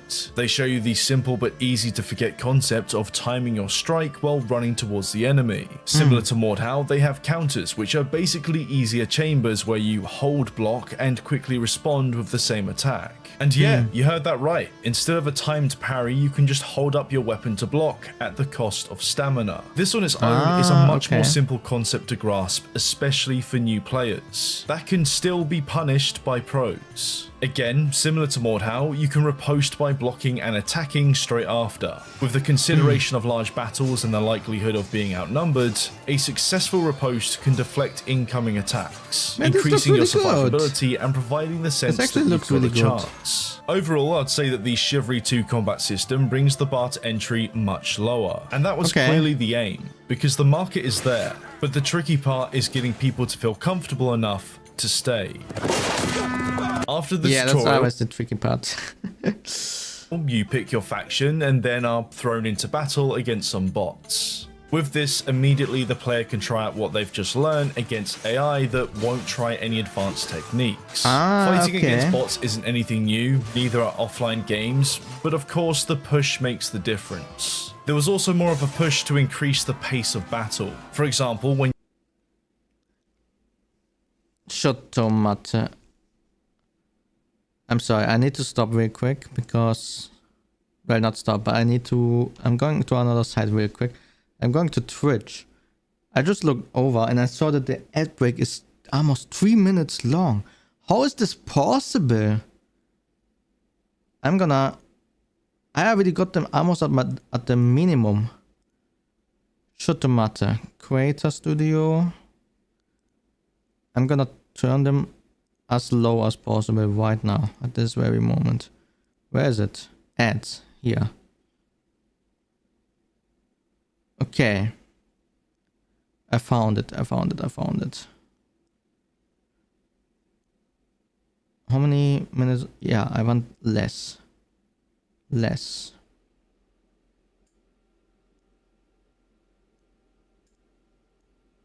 Wait, I cannot move it more. What? They changed? Oh my god, they changed the way. I can't fully adjust it anymore. What?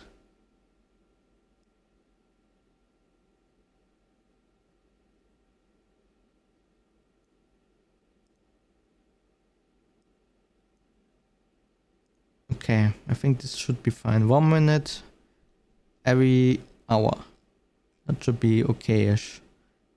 What the hell? What the hell, Twitch? Why are you not letting me do what I want with the ads? I would... Pre-roll ads... No, how can I disable those? Pre-roll ads, disable. Okay, I already disabled them, so it's fine. My goodness, Twitch. It's actually crazy. This platform is just... Yeah. Okay, let's continue. When you respawn, you're already charging in the Crazy. direction of the objective. The game is actively leading you to where you need to go. Not to mention that you may join a battle that's just about to start, and from the very beginning are faced with the opponent. Instead of waiting to try and find the enemy, you've got these intro cinematics that kick the game off, which are pretty cool, even if that means you're a simple farmer learning very quickly what an invasion looks like. To keep players in the fight for longer, there's the chance that you can get downed and picked back up again. Visual indicators for successful actions are more visible, and in the heat of combat, that can help.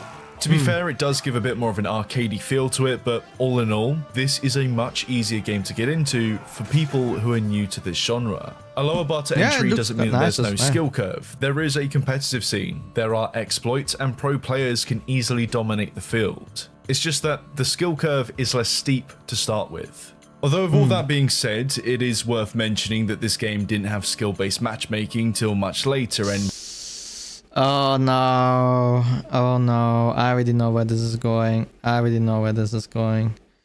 I'm not a fan of it. when it did come out, it somehow managed to do the opposite. But overall, they did do better in the accessibility and onboarding department. So then, what actually people were smurfing maybe. went wrong with Chivalry 2? Yeah, well, what happened? to be honest, for the casual player, not too much. But if you zoom in, things get a bit disappointing, and clearly some old habits die hard. First off, as a small reminder, Tornbanner was still a small team when they started working on Chivalry 2. And as a small team, we can't build that forever game, Lofstrom says in an interview with Rock Paper Shotgun. The intention was never to make something that lasted longer than 3 years, and it's hard not to accept that a large part of what makes these games pop are the first few months when everyone's still a bit fresh before moving on to the next big thing. Yeah, I mean, this is quite common for smaller or indie studios, right? I mean, that's why I do games that potentially don't need any updates. So that I can move to the next project afterwards. When it comes to the content side of things, we know that it brings people back, but it also maintains some sort of engagement. It doesn't mean there will not be any updates. There will be updates, of course, but not like big updates.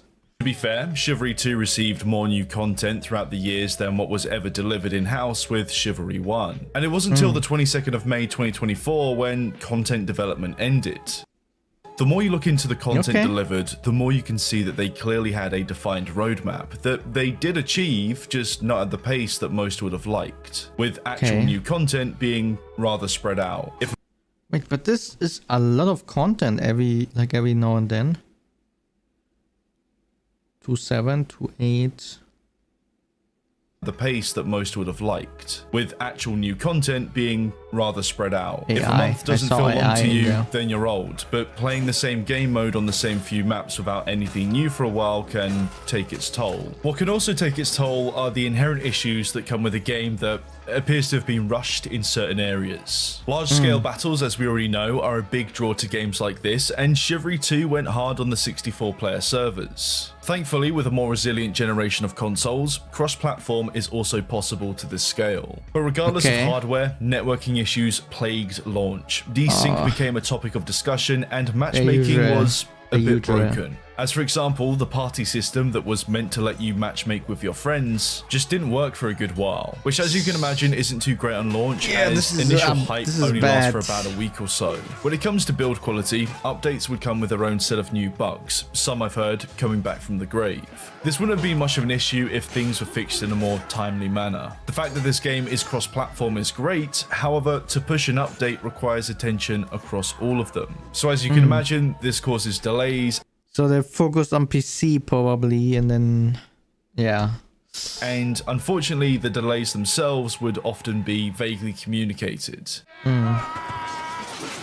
Whoa! What the hell? Cheating and hacking is basically a force of Oh no, I freaking hate cheaters. nature, one that requires constant defense. Like when you have to mow the spiky green stuff because it keeps coming back. Chivalry 2 does have anti-cheat, and with that it does require a bit more effort to hack. Maybe money for those more set up on the idea. Apparently North America didn't seem to suffer as much as Europe when it came to hacking and cheating, but it did get pretty bad. Flying about and speed killing the whole server in team objective is annoying for the odd player, but when it comes to the more communal areas, things get a little advanced. On many occasions, hackers would actively join duel yards with the goal just to piss people off. And naturally, they'd get vote kicked. But then things evolved to a point where, if they were kicked, the server would simply crash. And those who voted to kick would be identified and added to a list for the hacker to follow across any available server. It's one of those damned if you don't or damned if you do type situations. And the more prominent the issue becomes, the more effort it is for the average player to What the heck? stick around. What made things worse is that when the game came out for Game Pass, anti-cheat just wasn't there. With Game Pass being on PC, you can see where this is going. Easy burner accounts and even easier hacks. Now, Tornbanner did give certain people admin permissions to help moderate. And when an issue like this occurs, part of the banning process is to find the user ID of the hacker, but that's tough to do when the hackers learn how to hide it. It also didn't help that people knew that Tornbanner knew who some of the repeat offenders were, yet never went further than an account ban. If you really wanted to, you could just set up a new account, keep your main account safe, and do a little griefing. And to only make matters worse, Tornbanner, for whatever reason, didn't add private hosting till much later. which is honestly insane to think about. Being able to host a private server was a big part of Chivalry 1 and Mordhau. The ability to host a private server for public use basically comes with its own moderation. If there's a portion of the community who just want to jump into a duel yard, then having the ability to lock it off with a passcode only to allow those people who aren't going to hack in, the hackers themselves can't actually get in to cause any trouble. But here's the thing, when they did introduce private servers, it was via their own partner channel, and that was supposed to have some kind of... Oh, Nitrado. Oh my god. They are so expensive. I remember them. They are a German company. I remember hosting with them as well when I was younger. Just because their servers were the closest. But they were like double the price the usual people. Like you can probably see it here. I don't know the normal prices for this game. But I remember for Minecraft, you played basically for each slot you paid like $3 or $4. It's crazy. It's actually crazy. Imagine paying for 100 slot server $300 per month, and then you need to buy RAM extra as well. It's crazy. Protection in place, but it's ultimately it didn't. So imagine spending that much money with no other option, while not only being at the mercy of hackers, but also the odd DDoS campaign. They did eventually add some kind of security, but you can imagine the disappointment from those who just wanted to host a server back when the service came out. The 4-hour-long video essay I mentioned earlier by LaRubric goes into more detail about the hacking issue, but ultimately it was a problem that never really saw much result. Star Wars? What was that? This was never planned to be a forever game, but that doesn't mean that there won't be a forever audience. It's those who stick around, who buy the DLC, support the game further, and are probably the only ones who are going to complete the battle passes. They have those in this game as well. It's a common thread now that the more you always have people like that. More committed fan base take the back seat. While Mordhau wasn't great in this, at least there was more transparency and freedom to go your own way, even if modding support didn't come out till far too late. In fact, on a side tangent, Chivalry 2 has no mod support, just none, which is a massive shame, especially considering where Torn Banner came from. Wait, why do they not have mod support? The first part had so much mods, so why did they disable it now? This makes no sense. It's like, oh, by the way, we should throw mods out of the window, even though it was like 90% of why the community stayed alive the last time. If it wasn't for Half-Life 2 and the ability to make Age of Chivalry, then where would they be today? But similar to Mordhau, most content went towards large-scale team objective, and it was clearly built for that from the start. The main selling point was always the big cinematic battles. However, it's natural by this point that there's a... Wait, how did the people get Star Wars characters then? We saw the Star Wars characters. Casual side to the player base and a more community-driven competitive side. To do it. And it's when you look into that side, the competitive and social aspect to the game, where you begin to see frustration caused by old habits and new. I've mentioned them before, but duel yards are something well worth talking about now. The concept of a duel yard is highly social and basically tradition by this point. The idea is simple. You join, you find an opponent, flourish or do some freaky bowing, and then you have yourself a 1v1. Similar to something like a Dark Souls fight club, there's this etiquette with unwritten rules that form between more involved players. Yeah, it's like going to the male bathroom, right? Of course, in these games specifically, there's chat and some servers have clear rules. Breaking said rules or disturbing the peace would basically get you kicked, banned, or focused by the whole server. To accommodate for dueling in Chivalry 2, you basically have two options: unranked matchmaking or the more preferred duel yards, which as you'll soon see were clearly not something properly considered within scope. Before private hosting, Chivalry 2 got a chicken. Who did have public duel yards with one simple rule only found within the name of the server. 1v1 only, flourish at opponent to initiate. And that's it. No rules pop up in game, no unique mechanic to initiate, nothing to stop you from running in and going nuts. I mean, if someone's griefing, it's usually them versus the whole server. And it's not that much of an issue when you can just vote to kick or report, even though the reporting process does require video evidence and What?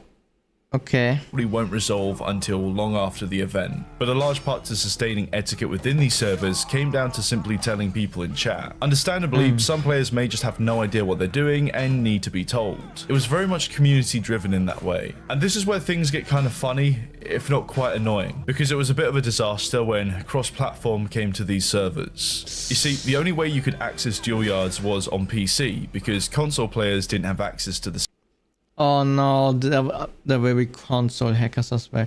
But console hackers will have a harder game, no? Probably, because if it's cross-platform, the PC hackers probably gonna have the advantage over it. server list and were stuck in standard matchmaking. Until, of course, they eventually allowed console players to access the server list, which is a good thing. However, there was a bit of an issue with that, because console players don't have access to chat. So as you can imagine, with a lot of players who aren't familiar with dual servers in the first place, that can cause a bit of confusion. At one point, the game came to PlayStation Plus, and as if the universe itself was having a laugh, a bug came with it that essentially broke the vote to kick system. Think about it, a small percentage of PlayStation Plus players is still a lot. And without chat or vote to kick, it was apparently a difficult week for duelists. Now, private hosting didn't come till the Feta for All update in March 2024, about 2 years and 9 months since launch.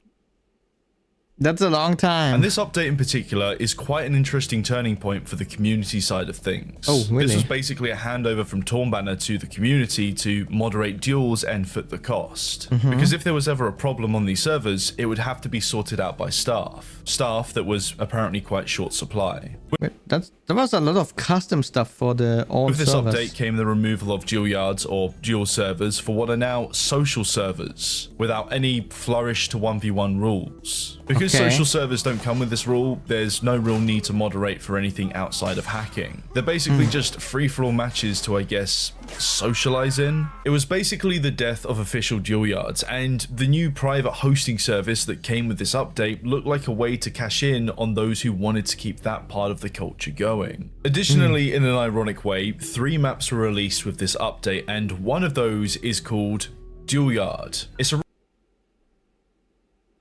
Yeah, this didn't age well. really cool map with all kinds of things to mess about with. But what would have been cool is to see this come out earlier when public dual yards were still a thing. And you may think to yourself, well, fair enough, it takes time to make new content and maybe this was just poor timing. Well, here's the thing. This map is the same map from the tutorial. The exact Wait, why did it take them so long then? same map. When it comes to the community and more competitive side of things, tournaments were mostly community driven, and Tornbanner have helped by providing private servers. They have been known to fund some events, and if you're lucky, you can win a peasant hat. When it comes to tournaments specifically, there are a few rabbit holes, but this was never meant to be an esport. However, the drive is there, because as you can see with each game, there's always a competitive scene, and the main reason for even covering that side of the audience is because they are the forever audience, and they are the ones who expose the core issues. One core issue in particular that has burnt quite a few bridges is Tornbanner's new approach to communication. Oh, here we go again. The best way to describe Tornbanner's approach to communication, based on what I've seen and heard, is corporate, rather signed off and a bit too curated. It's not like they didn't try to keep people in the loop about major delays or never patched anything, but it seemed like unless the issue was absolutely game-breaking, there wouldn't be much reassurance as to if it would be resolved. I mean, the hacking situation comes up here again because it got pretty bad and was a prominent issue for the core community for a long time. But there was no word from Tornbanner till much later, saying that it's in no uncertain terms that addressing cheaters is their top priority. Now, I'm well aware that this is going to sound very trust me bro, but I've had the privilege to chat with a few people that have been a part of the community who prefer not to be in this video. And based on those conversations, the best way to describe what it was like trying to get Tornbanner to listen was like throwing notes into the void, not quite knowing what will come back. I mean, What? people wanted private servers for a long time, and then all of a sudden, when it suits them best, they come out with something. It's easy to say developers and forget that they are people with schedules, deadlines, and pressure from above to execute company-approved high-priority tasks. But it seemed like not much else besides the next big thing was important enough to address. Unless, of course, it was critical. If you look at the slowed pace of updates and the increase in staff, one could 4 months. assume that there's 4 months, something else 2 being months, worked on, something 5 months, big that 6 is drawing months, attention away 4 from months. development. I don't know. I mean, the update looked quite big, so I don't know. I mean, those things are taking time, you know. I'm not sure about 4 months, but maybe 2 or 3 for sure. On the 22nd of May 2024, the Regicide update concluded Chivalry 2, marking the official end for content development. Oh. And of course, the question on everyone's mind was what's next? Could it be that they were working on Chivalry III, the Arcane Warfare remaster? Well, no, because of course, this is where that damned quote, that unintentional prophecy, becomes reality. Oh no, don't tell me they are doing a zombie game. On the 10th of June 2024, No. No More Room in Hell 2 was announced. And the short story is, it didn't go too well. This is what went wrong with No More Room in Hell 2, so far, the light version. And I'm being a man of my word, stuck on a bus. Interestingly enough, No More Room in Hell 2 shares a similar origin to Chivalry, as it started from a Half-Life 2 mod. What's going on one that now? came out in 2011 and became a free standalone in 2013. I played that game actually. A standalone that currently shares a Not the second one, the first one. similar player count with the sequel. The general concept that applies to both is zombie survival in the more traditional sense. Each zombie is a legitimate threat that is best avoided. There's always a chance that you'll Damn. contract the virus on contact, and when you do, it's a race against time to find the cure or become another threat. There may be the odd runner, but most are slow and they are many. You have limited resources and have to use them wisely. Both are 8-player co-op, and working together is crucial for survival because once you're gone, and the rest must survive without you. It's meant to be a hardcore experience with a heavier lean towards realism and less reliance on UI. The mod is claustrophobic by nature with semi-dynamic environments, and by contrast the sequel is more open world with objectives leading to the center, where the goal is to perform said objectives before safely extracting. A successful extraction means you can keep your randomly generated character and level them up. Losing them is permanent. Leave the games with the original developers, and with limited resources, they're in the process of creating the sequel before the Torn Banner acquisition. Of course, when you think about it with Chivalry 2, things seem to slow down a little bit, or it seemed like their attention was elsewhere, and with the announcement of this, it adds some context as to maybe why. In October Whoa. 2022, Lever Games mentioned a partnership with a larger studio. They then confirmed in March 2023 that the game had entered full-time development, suggesting that Torn Banner's involvement may have begun in late 2022 or early 2023. There's a post on this with a longer timeline of the development journey itself, as well as more commentary, but in relation to Torn Banner specifically, it's clear that they were at least juggling two things for a good portion of Chivalry 2's roadmap. Okay. This information could mean nothing, it could be completely pointless to throw in, but I feel like it gives some context as to why things may have been a bit slow for Chivalry 2, because they already knew when Chivalry 2 was going to end, and this was the new big thing. What went wrong so far with the sequel is a combination of a couple things, one of which being the launch in October 2024, that was quite damaging to its reputation. Yeah, I saw the Steam reviews as well. Yeah. This is an early access game, and some will use early access as a shield against criticism, but $30 from an experienced studio is asking a lot for how unstable it was. Terrible desync, floating heads, and teleporting zombies are just a few of the issues encountered. Damn. Even to this day, some fly and others strike a pose. The harsh reality of early access is that it's still a launch regardless. The initial hype is something hard to get back, and it didn't fill many people with hope. Most won't buy the game till they see significant progress. When you expose the core concept to the world, it will be criticized, and that has a direct impact on sales. Damn. Wait, but some people stick with the game. Look. Damn. What the hell? Unfortunately, not long after launch, there were some layoffs, as they had to make the difficult decision to undergo a restructure because, as a fully independent, self-funded developer, they were up against many challenges. Apparently, those who were let go received severance packages as well as being able to keep their work computers, but it's hard not to draw a correlation here and see that this may be a sign that things weren't going too smooth with Torn Banner and they had to adjust to a new financial reality. The second thing is expectations. Taking over an IP with a following full of nostalgia and love for the original is a very risky move, let alone making What is going on? a sequel to something that already hit the spot. There were of course some reservations about Tornbanner's acquisition of the IP. Will they treat it with care? Will it be done right? Will it be true to the original? While the overall concept wasn't too far from the mod or what was to be expected for the sequel, there were some things missed and elements that weren't present. For example, the infection mechanic Did he just ask to shoot children? Where's the zombie? What the heck is wrong with this guy? What?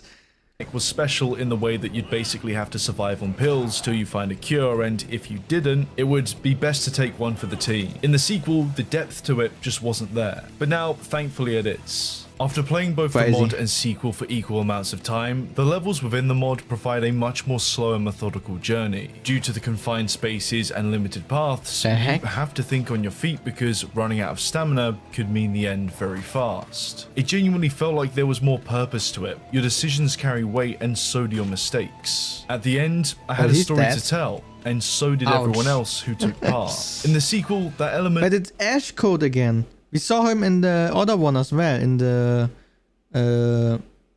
Shivali thing. lingers, but nowhere near as strong with random people. The gameplay loop lacks a deeper meaning to it. It's hard to describe, but the coordination between other survivors is less required here. You'll often find people rushing objectives, as with the current spawn points for zombies, it's more so a race against time than a push through a crowd.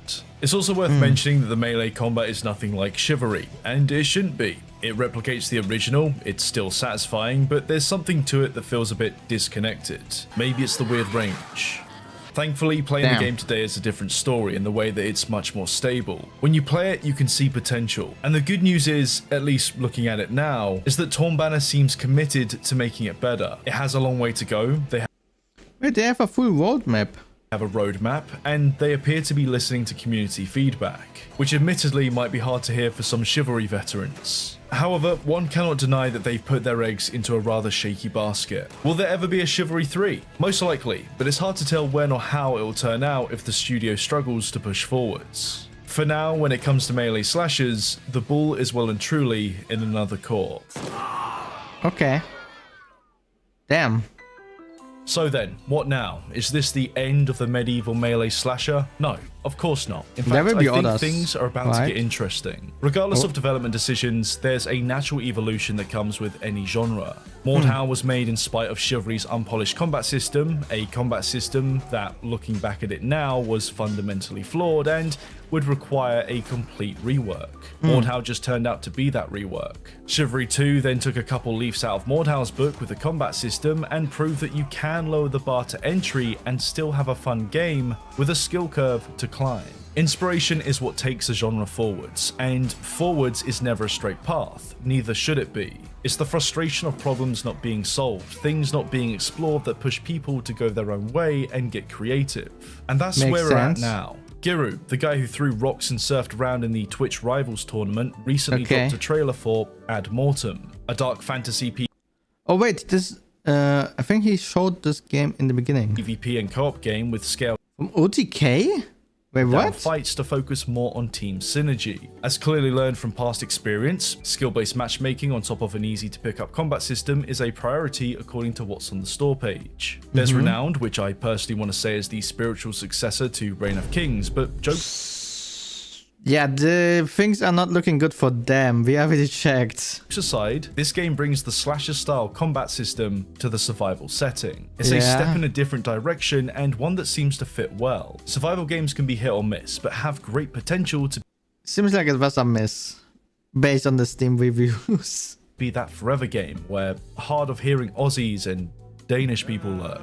Fiefdom is another that revealed itself fairly recently, where the focus is on large-scale battles both by land and sea in this dynamic world. It's a melee slasher by definition, but also includes magic within combat. It's not to the same degree as Mirage, but there is a bit more of a dueling aspect to it. What I'm trying to show here is that this genre is growing. It's those who love the raw nature of the combat system from the games before who are taking it in different directions. It's point blank obvious, but what went wrong in this genre largely came down to development and the poor decisions that followed. More specifically, the inability or inaction to tackle the new challenges unique to games like this. But what went right was also because of the people behind it. There's no telling if any of these projects will succeed. Well, Renown didn't age well. They are on mostly negative. right now. It's The other ones guaranteed, I however, didn't that check each it. will face challenges that the team behind it may not even be able to resolve because of some unforeseen issues baked into the code. That to fix would essentially mean dismantling the whole thing or spending resources. But similar games are getting popular right now, right? Mage Arena, for example. I saw a similar game as well on Steam popping up. Things like that, like they are currently popping up. That just aren't there anymore. It's kind of At in the a way beginning of the similar, video, right? I mentioned first-person shooters, and if you look at the history of that genre, with the amount of games, the different paths it took, and Why is there World of Tanks Blitz? the evolution as well as the devolution, you can see a long history of mistakes to learn from. It's a part of the process to build upon what came before, and the reality here is that innovation in this space for the longest of time has been slow. But it's nice to stand here to see that the genre you grew up with has some kind of future. Thank you so much for watching. Okay. I hope you had a wicked time, and I'm gonna shamelessly plug the Wicked Wizard channel here because we've got a big video coming out there soon about Wait, some what? funny dinosaur games. Wait, It's quite an what? interesting dumpster dive to say the least. Of course, a massive thanks to all of my supporters. You guys pay for the snacks at the station. didn't know. Also, thank you to all of those who have given their time to chat about and provide context for the games covered in this video. And finally, a personal shout out to all of my based wizards. Gibbles by the dozen, the Cuddly Bot, Negadan, the one with 7 toes, Abby, the Meatly, Durham Trollfist, Matt MC, Pete Z, Spooky, King Delirious, Bob the Bronto, Scotched Eggs, Big Ram, Grimber, Letter Opener. Big Ram, that's a crazy Julie, name Ambassador nowadays. Ass, Dante's Face, The Smiley, Roland Deshane, and I Don't Fit Through Doorways. I'll What? see you guys in the next one where I may be in space or sneaking around somebody's house. Wait, what? Okay. When is this gonna happen? Did he get caught while sneaking in someone's house? What happened? Okay, Rick Wizard. What's going on there? What the hell? Wait, he got videos here 3 weeks ago. The Dead Gang concept of being a dog? Why do you want to be a dog? Bow Bow? Question mark? Okay. Interesting. I didn't know that. Okay.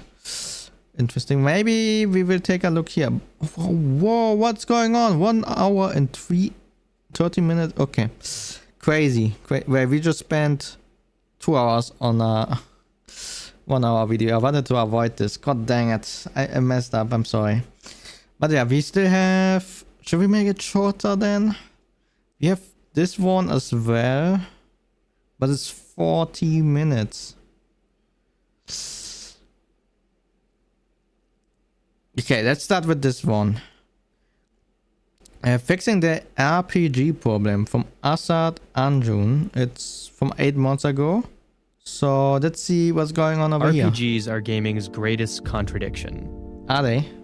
They're simultaneously designed to give you the ultimate freedom, the ultimate scale, the ultimate world building, and often the ultimate power fantasy, while also making everything a slog. Traversing worlds takes forever, conversations take empty forever, sometimes you as spend a well, significant the amount of worlds. time scrolling through menus, checking gear, watching numbers fly by, repairing weapons, managing your weight limit, and even some of the best RPGs are littered with busy work quests and time sink activities. And it's that exact contradiction that, to a lot of people, makes them so dynamic and engaging. I was talking about it with one of my friends recently, and he mentioned that slog really was the perfect word to use here, but not in a negative way. It's that total and complete commitment, the fact that the game doesn't cut anything out and instead allows you to interact with even the most minute details of the story and the world that makes them so appealing. You're not just playing the highlight reel, you're playing the role. And to be honest, that's something that I've always had a bit of a strained relationship with myself. The term RPG is really broad and sometimes hard to define, but I think what I've come to realize is that games that are considered action RPGs, like the Souls games, as well as games that align mostly with different genres but have strong RPG elements, like the new God of War games, are right up my alley. But games that skew closer to the core RPG experience, where there's more emphasis on developing your personality on top of your playstyle, you have a more active hand in building relationships and making decisions, and you have to deal with the socio-economic climate of the world you're dropped into, have just never been my thing. Basically, I'm more of a hit a giant snake person in the dome with a big wind lance first, ask 400 questions later kind of guy, and I thought that was just how it was gonna be forever. And then, this happened. Uh-oh. What happened? Hey, what's that? Alfheim?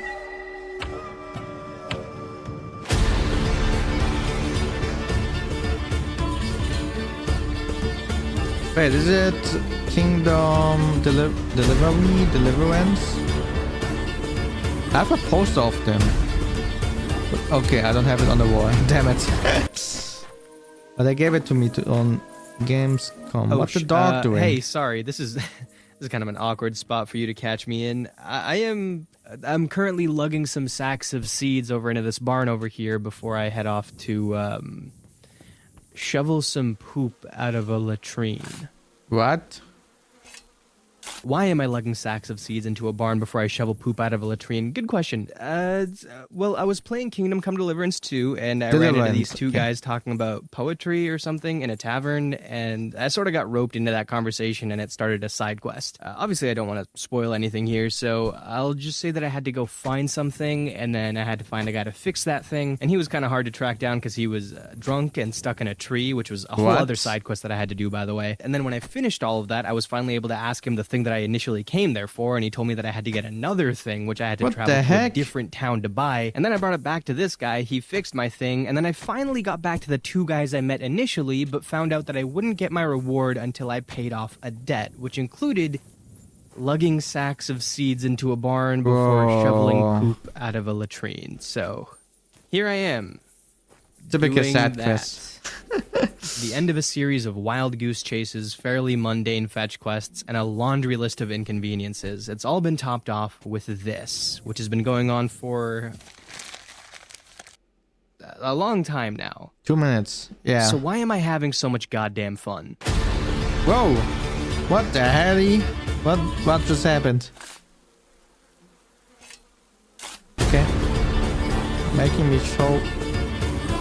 Yeah. Even though I've never personally connected with a whole ton of games in this genre, I've always respected the attempts they make to become the ultimate, all-encompassing game experiences, borrowing from practically every subgenre of the entire medium and presenting it to you as an all...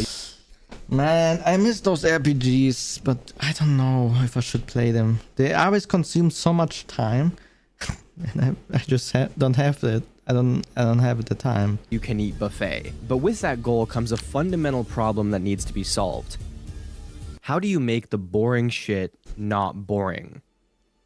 That's a good question. How do you maintain this comprehensive approach to game design without losing players along the way? Especially if you want to appeal to not just core RPG players, but somebody like me, who might want to play space exploration game, or dystopian cyberpunk future game, or cool guy with sword fights giant creatures game, who doesn't want to deal with the side of these experiences that has always personally dragged them down. And the industry solution to that problem has been interesting to see unfold in real time, because it's basically hide the boring shit at all costs. Damn. Weight limits are annoying and you don't want to have to deal with them. Have magic inventory chests right away and be able to sell your stuff in bulk so you don't have to deal with the minutia of that. Don't want to take the time to learn how to craft items? Good news, literally nothing you do in this game will ever even remotely require crafting, to the point that a few hours in you'll forget that was even a mechanic in the first place. From a quality of life standpoint, these sound great, and these decisions are basically tailor-made for somebody like me who doesn't want to be forced into these mechanics. But at the same time, this is effectively the game undercutting a lot of its own systems, and it makes me wonder why it's all even there at that point. And the answer to that seems to be for players who do want to engage with these slower systems, but it's sort of a compromise where neither side gets what... But if it's single player, then it doesn't really matter, right? I don't know. I feel like if you have if you have those complexities in multiplayers, it would make more sense, because then, you know, you try to make more money, so you sell the things. You are trading them for the people who don't want to craft or are focusing on another skill of crafting. I don't know, fishing or whatever, you know.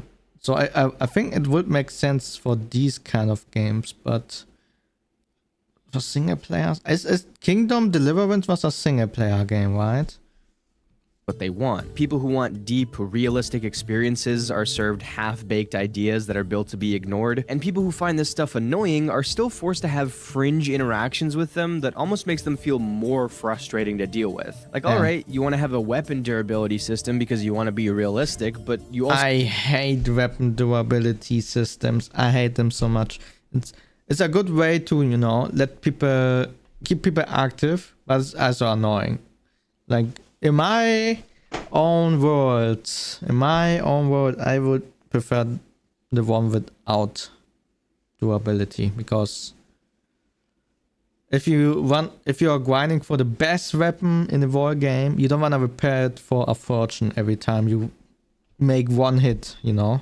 Also don't want it to be too much of a hassle, so it's really cheap to fix and you can do it all over the world, which means the final result is you just have to stop exploring and fighting at random intervals just to fast travel somewhere, press a button, and then go back to where you were. Great, now it feels both boring and completely unnecessary. Kingdom Come Deliverance 2 has a bit of a different answer to this problem though.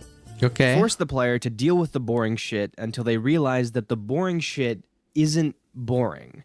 Instead of almost being ashamed of some of its mechanics or catering to my playstyle, the game goes the extra mile to convince me that those mechanics are worth trying. And by doing that, it not just hooked me immediately as someone who's been critical of RPGs in the past, but it basically flipped everything I thought about the genre on its head. Because I'm gonna be honest, from a bird's eye view, this game looks like the dictionary definition of everything I hate in RPGs. It is hyper-realistic. You need to constantly manage your inventory and physical well-being. Food will spoil if you have it in your bag for too long. If you don't occasionally take the time to clean yourself, all the ladies will talk about how stinky you are. Do you know how embarrassing that is? But it finds a way to make that all engaging because every second from the moment you boot it up, it forces you to very, very actively engage in its role-playing elements, otherwise you have absolutely zero chance of succeeding. Even to save your game outside of sleeping in a bed you own or hitting an important part of a quest, you need to find ingredients and brew a potion. So imagine how unironically ecstatic I was that after hours of losing progress over and over because I didn't have any potions, I stumbled onto this basket that had just a bunch of herbs I needed to make it. Immediately, I trekked to the nearest town, found an alchemy bench, read the recipe, prepped my ingredients, and spent 20 actual real-life minutes brewing potions just so I could save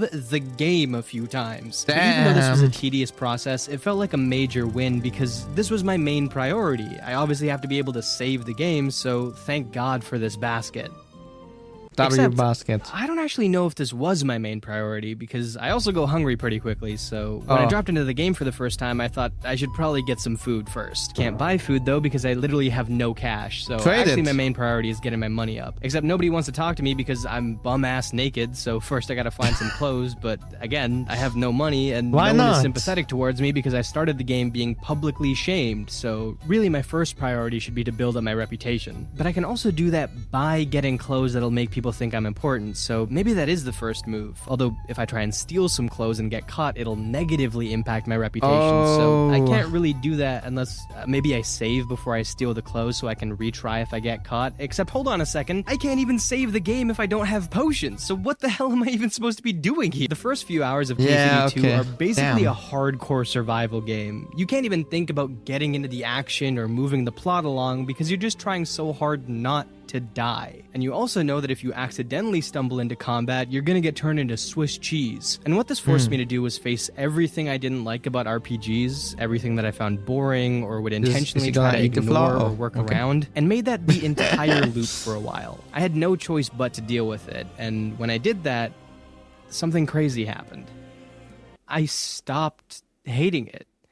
You know how they say if you're scared of something, you just kind of have to stare at it for long enough and then it'll stop being scary? I feel like that's basically what happened to me here. And when it did, it kind of recontextualized. I think I played the demo on Gamescom, but it didn't convince me. That's why I didn't play the game yet. But I don't know. Few things for me. I mentioned earlier how I find inventory systems with weight limits unnecessary and kind of annoying. Like, I understand that they're there for more than just realism. They're the secondary gameplay system that's meant to engage you further in your exploration, your relationship with the townspeople, and the game's economy. But every time I've had to engage with this, it still feels like I'm forced to stop doing the fun parts of the game to focus on the less engaging parts. And I hate how that breaks up the pacing. And then here, all of a sudden it came into focus. I had to constantly make real, impactful tactful choices about what was important to me and what wasn't. I needed to balance the benefits of grabbing a nearly broken piece of armor that may come in handy if I'm able to fix it up, with the downsides of having to sacrifice other equipment to make room for something that wouldn't even be useful until I poured some of my hard-earned money into repairing it. This is more than a roadblock, it's an actual genuine choice. And I realized that this is what people probably always appreciated about inventory systems, but because I'd never been forced to focus on it, and instead most games have tried to circumvent inventory issues. I like it, but I'm still not a fan of durability. And speed them along. To me, they'd always come across as more frustrating and tedious than they had strategic. In the same way, the game's fast travel system made me look at that mechanic in a whole new light. Because this game does feature fast traveling, but instead of teleporting you directly to the location you selected, you actually get to watch Henry's path and see on the timer how long it's taking you to get places. You can also get ambushed or stumble across something interesting on the way, which can stop you partway through, so it maintains the majority of the convenience of regular fast travel, but occasionally presents you with emergent moments which emphasize that you are still performing the physical act of traveling. In most games with fast travel, it's really easy to view previously visited areas as glorified menus, and the scale of the space. I really want to play the game again, but I don't know if I can start where I left off. In between locations is completely lost. The flip side being games with no fast travel where the spaces felt a little bit too much. But here you get to keep the quality of life, and the space still always matters, with the towns and how they're connected being distinguished in more ways than just the name and basic layout. Maybe the most surprising thing to me though was how invested I got in all the extremely optional mini side activities. I never really played Gwent in The Witcher 3, which is somehow maybe the most sacrilegious thing I've said in this whole video, because to be honest, if you give me the decision between going off and fighting some giant beast with blades and fire versus playing a card game, I'm sorry, I'm unga boongaing every time. That is way more my speed. I love card games. Too, I found myself engaging with dice extremely frequently, despite it being much less fleshed out than Gwent is. Because at the beginning of the game, when I was just dirt poor and looking for any— But card games are freaking dying, man. Especially the online ones. I saw some things, and you know, we are working on a card game. I'm saying this for quite a while now, but it's like every time, like every couple of months something happens and you have to change direction again, and then it's like, oh, okay, let's delete some months of work and do something new. So yeah, it's crazy. Anything to help me make a little extra money, the potential of getting even $3 extra was worth the risk of losing that same amount. So I actually felt the need to try it at first, and then once I realized how simple and fun it was, it just became a regular part of my routine.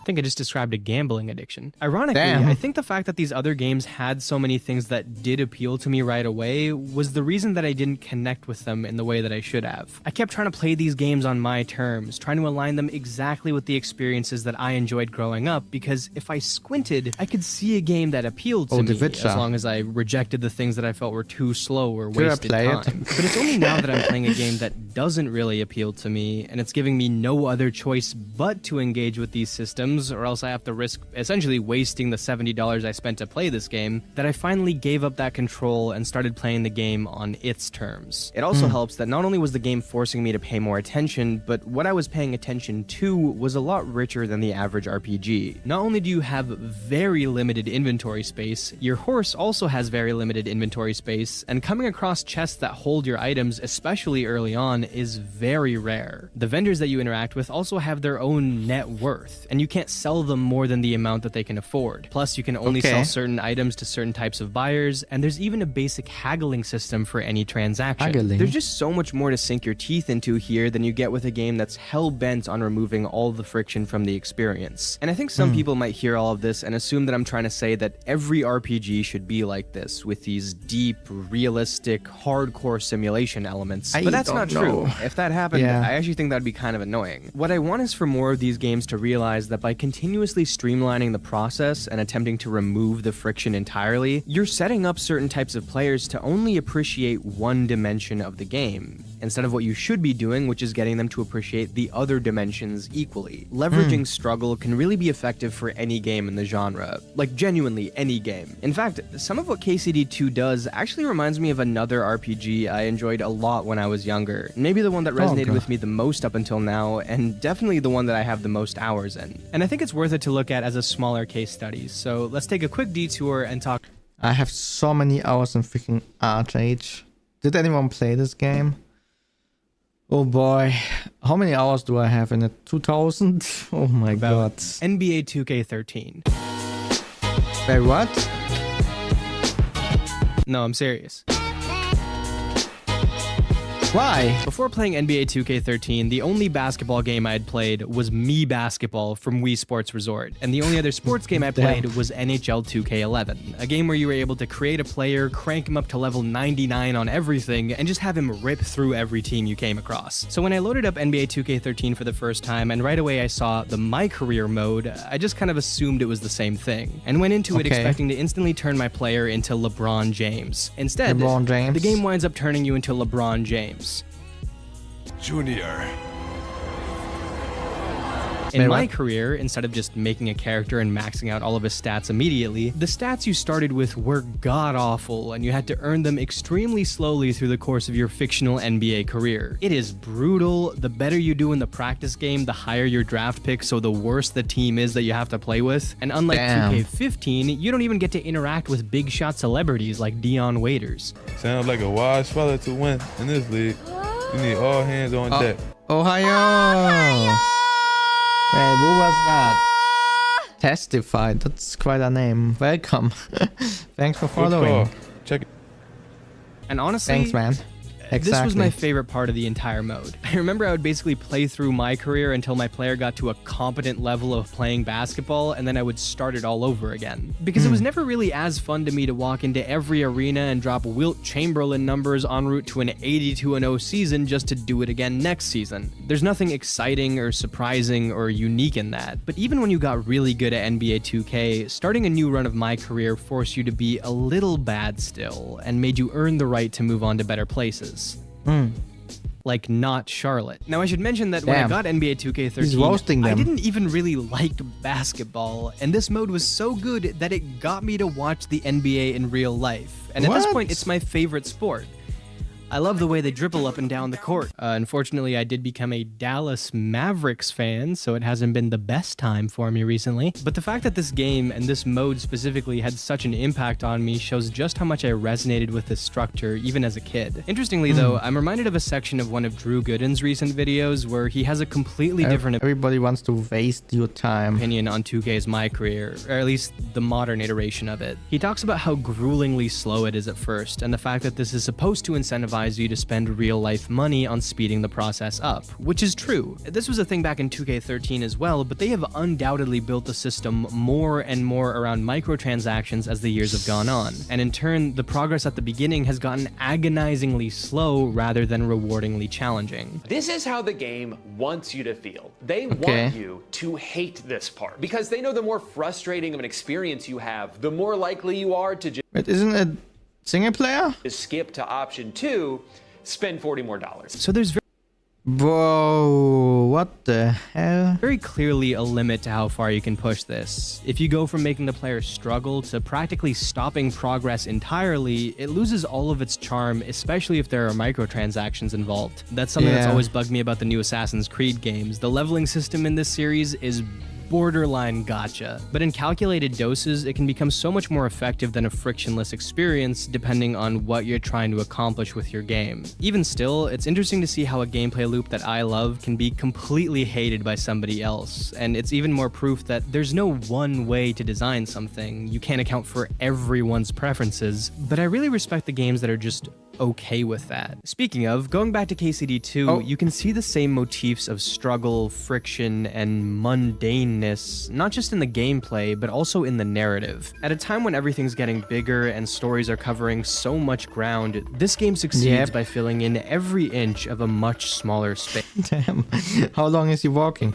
Instead of branching out, Where are you walking, Annie? story elements branch in and overlap. NPCs and locations are often reused for multiple quest lines, and not in a lazy way, but instead in a way that makes characters feel less like quest markers and vendors, and more like actual people that are constantly being referenced by others and might help you out with different problems. Townsfolk will talk about the people in neighboring areas that they might love or hate. They'll discuss local rumors and their opinions on the people who seem to be spreading them, and even smaller quests will often feature multiple familiar faces. Nothing in this game feels like its own consolidated event. It always goes back to ground you've walked before and people you already know. Let me give you an example real quick. And just so you know, there's going to be some minor spoilers here, but it's from the very early hours. It's not even a full side quest that I'll be covering. It's a side activity, and it's like a drop in the bucket for what this game is. But still, if you want to skip it, you can go to this timestamp. In the first area of KCD2, there are two small villages that are having a dispute about it's just 2 minutes. It's fine. Land, and each side actually has its own side. If it would be 10 minutes, I might I'm not have going to be getting into skipped those here. If you talk to the innkeeper of one of these towns, though, who seems to be the spokesperson for this dispute, you can ask him about other things around the region that you can do, and he'll offhandedly tell you about some guy called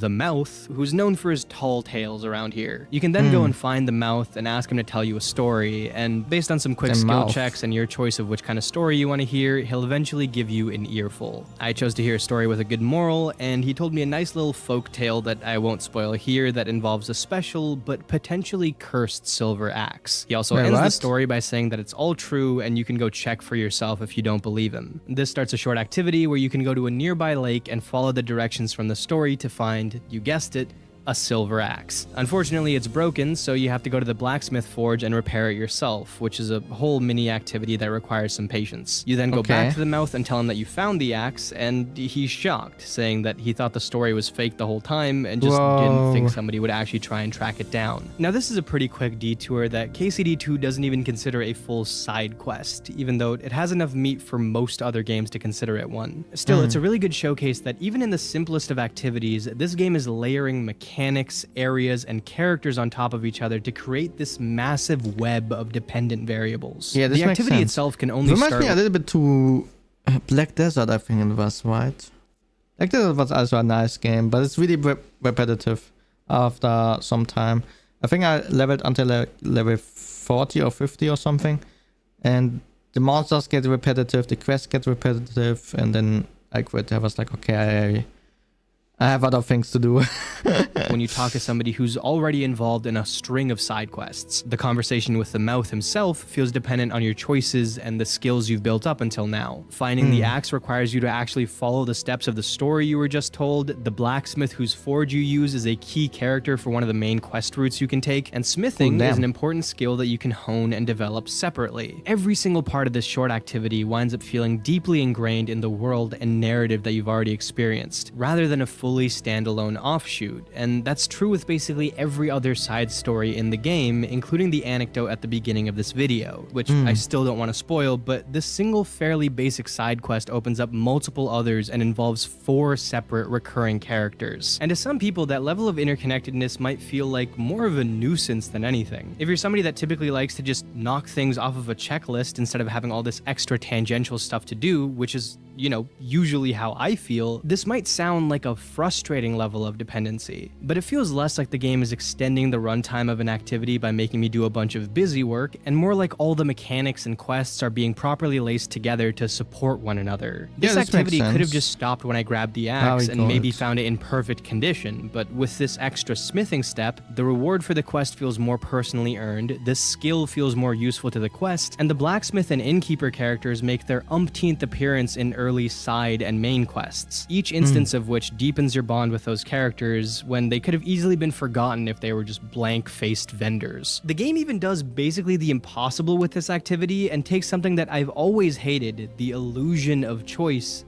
and makes me not really mind it all that much. I mentioned how when you talk to the Mouth, there are options or skill checks that seem to dictate what story he'll tell, or if he'll even tell you one at all, but really, it all leads to the exact same story and same quest. And the knee-jerk reaction to this for most people is that the game is essentially lying to you about your level of control and making you think your choices matter when in reality they don't at all. But by the time this quest had come along, I had already seen a ton of instances where my decisions did truly matter, significantly significantly, to the point that the game had already fully earned my trust, and in real time, I assumed that these particular choices were no different. It was only when I looked into it further for this video that I realized that this was all set dressing, but really, as long as that illusion makes me fully believe that unique things are happening, isn't that just as good as something unique actually happening in practice? That's what it's like about any other in a sneaky game, right? dev It's trick. like acting. If you can hide it really You're well, looking it's for getting into the game and having the feeling for it, and if it hits that spot, then it's fine. Life is like a hurricane with the doctor. Hello Alice, how are you doing today? How's your evening going? This is another Doctor Wu reference. Oh boy, oh boy. It's brilliant game design, but if you can't, it'll be relentlessly picked apart by people calling your bluff. I'm looking at you, Fallout 4. So while I still have conflicted opinions on the illusion of choice as a whole, I think it's pretty amazing that this game has made me question such a long-standing opinion in the first place. You don't like it? I'm fine with it. In fact, wait, where was it? I saw Doctor Wu somewhere, but I forgot where it was. Was it a game? Nah. Or what was it? I forgot. Was it an alert? Nah, okay, never mind. I saw it somewhere and I saved it, but out of my mind I cannot tell where it is, and I have too many tabs open right now to see where I can find it. And I wonder how I'll view it in other games going forward. Damn. Looks like a Kingdom nice Come game. Deliverance 2 is not a perfect game. Even in its systems and side quest design, which I've spent so much of this video praising, there are definitely some mechanics that feel a little bit long at the tooth, and stories where the characters involved are a lot blander than normal, and that quickly takes what I love about the design and instantly unravels it into this mess of random names and unengaging activities. But it's a game that's not afraid to take massive risks, and to enjoy it, I had to take massive risks in the way I played it. I think that's why I decided to even buy this game in the first place, even though if I told somebody that I was looking for an RPG to change my mind about RPGs, this probably would be the last one on the list, because it's such a committed RPG that you kind of assume that if somebody's not on board already, they'll find nothing to like here. But I think the overwhelming sentiment from not just me, but a lot of players right now, is that games that fully commit to their ideas and don't make concessions to try and appeal to people well outside their main demographic are ultimately the games most worth playing. If they're the type of game that you already like, then perfect. If they're the type of game that you don't like, then either they have a chance to show you why you should like them, or you could just not play them. Games are getting so big and so expensive that I'm more than fine ignoring. Which is your favorite RPG? Okay. I don't know. I haven't played RPGs in a while, to be honest, I think. Or did I? Do I have any RPGs installed right now? I don't think I have. I mean, I have action games like Power World, but it's not an RPG. I don't think I have one installed at the moment. I don't play one actively, so I don't have a favorite one. But if it counts, there's a project coming up. I don't know when exactly it's done yet, but there's a project with more than 100 VTubers coming up. Which focus will be around role playing, so this will be fun. I'm looking forward to it. It just takes time to be done. It might be around end of this month or next month, so this will be fun, and there will be a lot of streaming when this is happening. So yeah, but I don't know, RPG besides of that, I don't think I have any installed. But Paul, the Digimon game was really nice. This was an RPG, right? The Digimon Time Stranger. This was really nice. Yeah.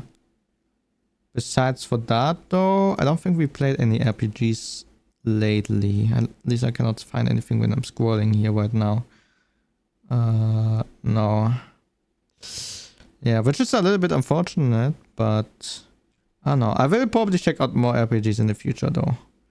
I hope I can get back into the genre, and hopefully there will be good games, because One of the reasons why I stopped playing so many RPGs is because it was just repetitive at some point. Like, I played so much that maybe everything just felt the same. I don't know.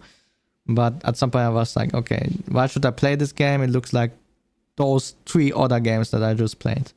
You know? So, yeah. But this was some time ago. So, yeah. Maybe it's worth checking back out. Check it back out. The genre. But I don't like those repetitiveness. Like, if you do something with level 20 and then you are farming a lot, and then with level 40 they just stretch it out. I hate this. When they stretch it out and they call the same mob again in a different color with more HP and more damage, and you're like, whoa, why do I have to do this now?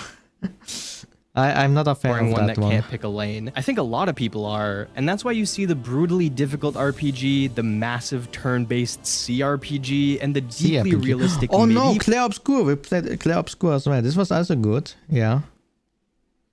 But yeah, I mean, it also got Game of the Year, you know, so it better be good. Okay, these waters are great. Sits on the riverbank. Are you trying to roleplay right now? evil RPG, Crazy. all becoming defining moments for the genre, while the massive space RPG for all has a hard time appealing to both the core and outside audience. This genre is maybe the pinnacle of what games are capable of, but if you take that idea too far and make a game for everyone, you wind up making a game for no one. That's a good quote. With KCD2 under my belt, I think I have a better framework for appreciating this genre more than I once did, and I'm honestly really excited to give some old games another shot and dive in. The new The Witcher game, we will probably check it out. I never played The Witcher before. I know the series on Netflix, but that's pretty much it. So, and I know Gwent. I played Gwent as well. But yeah. Into some newer stuff that I've been hesitant about. I played most of The Witcher 3 a few years ago, and I always respected it, but never truly loved it. I think I'd appreciate it a lot more after playing this game, though, so I might get back around to it. I've also really been eyeing Baldur's Gate. But only the older one, not the online one. 3. I was kind of afraid to get into it at first because I really thought this wasn't the kind of game for me, but it turns out I might be totally wrong about that, so that's probably next on the list. I'd love to know what you guys think about modern RPGs, what you thought of KCD2 if you've played it, and also what are other RPGs that you think I'd enjoy, preferably if you... Wait, there was this one game I saw that looked really cool on the Game Awards yesterday. Wait, what was the name? Am I even allowed to show it? It was... Votel. I'm probably gonna play it. Wait, look at this. I'm gonna show it to you.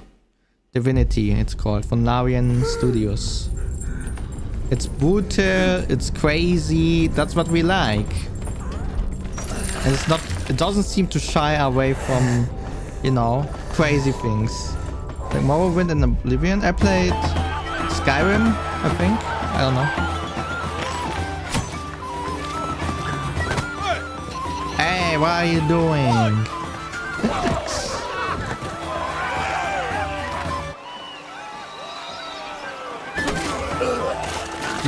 Did you saw the Game Award? This is disgusting, by the way, but yeah. Oh, I hope this video will not get age. It will probably get age restricted. The scenes in this video will be. They are crazy. They are actually crazy. But it's in the middle of the stream, so maybe we will get lucky. Wow, how beautiful. What is that? Puppet? Ring, ring, ring. It's the Game Master. Not the crown reminding me of the Tolkien books. Tolkien. Uh-oh.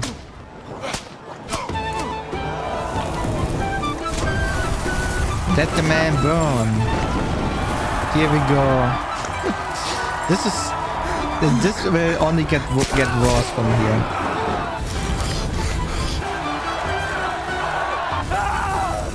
Look at this.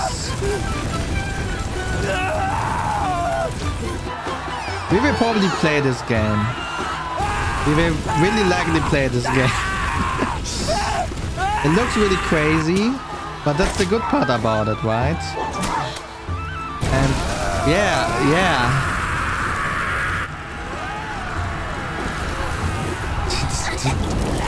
freaking child is laughing. It's crazy. When I saw these things, I thought it's The Witcher at first, to be honest. I thought it's a new Witcher game. Dude, this is this. Yeah. I will not say anything about those things happening right now. It's fine. Nice. I mean, it looks like a nice Monster Hunter game, you know? Monster game. Monster type of game. Witcher kind of game. Looks like fun. So yeah, this one we will probably check out. Oh, here we go. I think it will be nice. Wait, when was it coming out? I think it was in April or something. Yeah, we will probably see.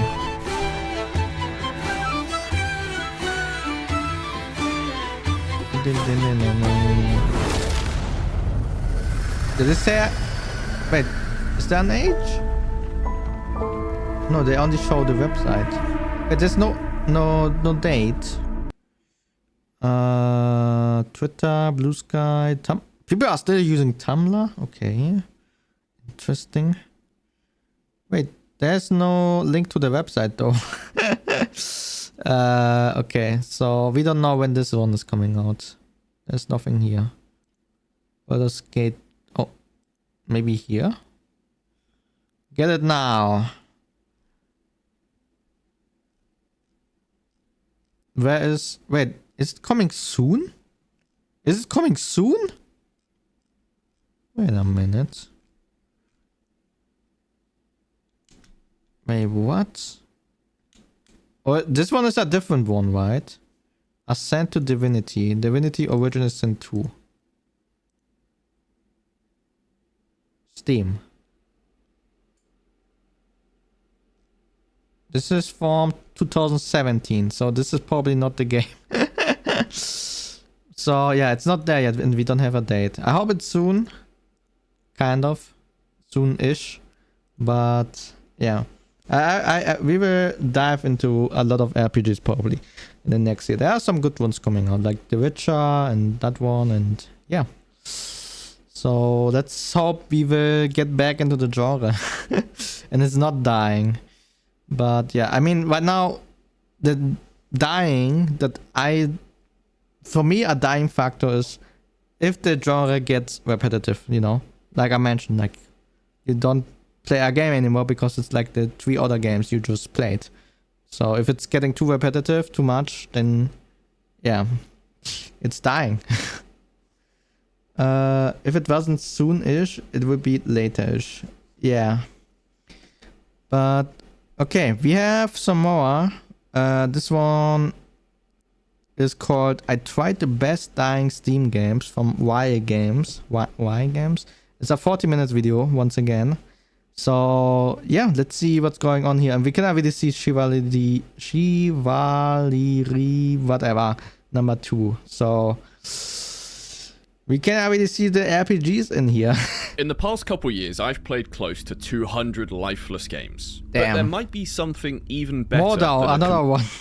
Another one. Oh, the RPG gang is it's being collected over here. Completely dead game. I can safely say that Mordhau's future is looking pretty grim. My realistic vision of the future is the game kind of just continuously dwindling down. You know, less and less activity. Damn. Honestly, I only think the competitive community are probably going to be the last people playing the game. Every game in this video is at a different stage of... Another one, DJ Khaled. Wait, what? Another one. dying. Some of them could probably even still be saved. Minecraft? What but is in this? Mordhau's case, it's really not looking too good.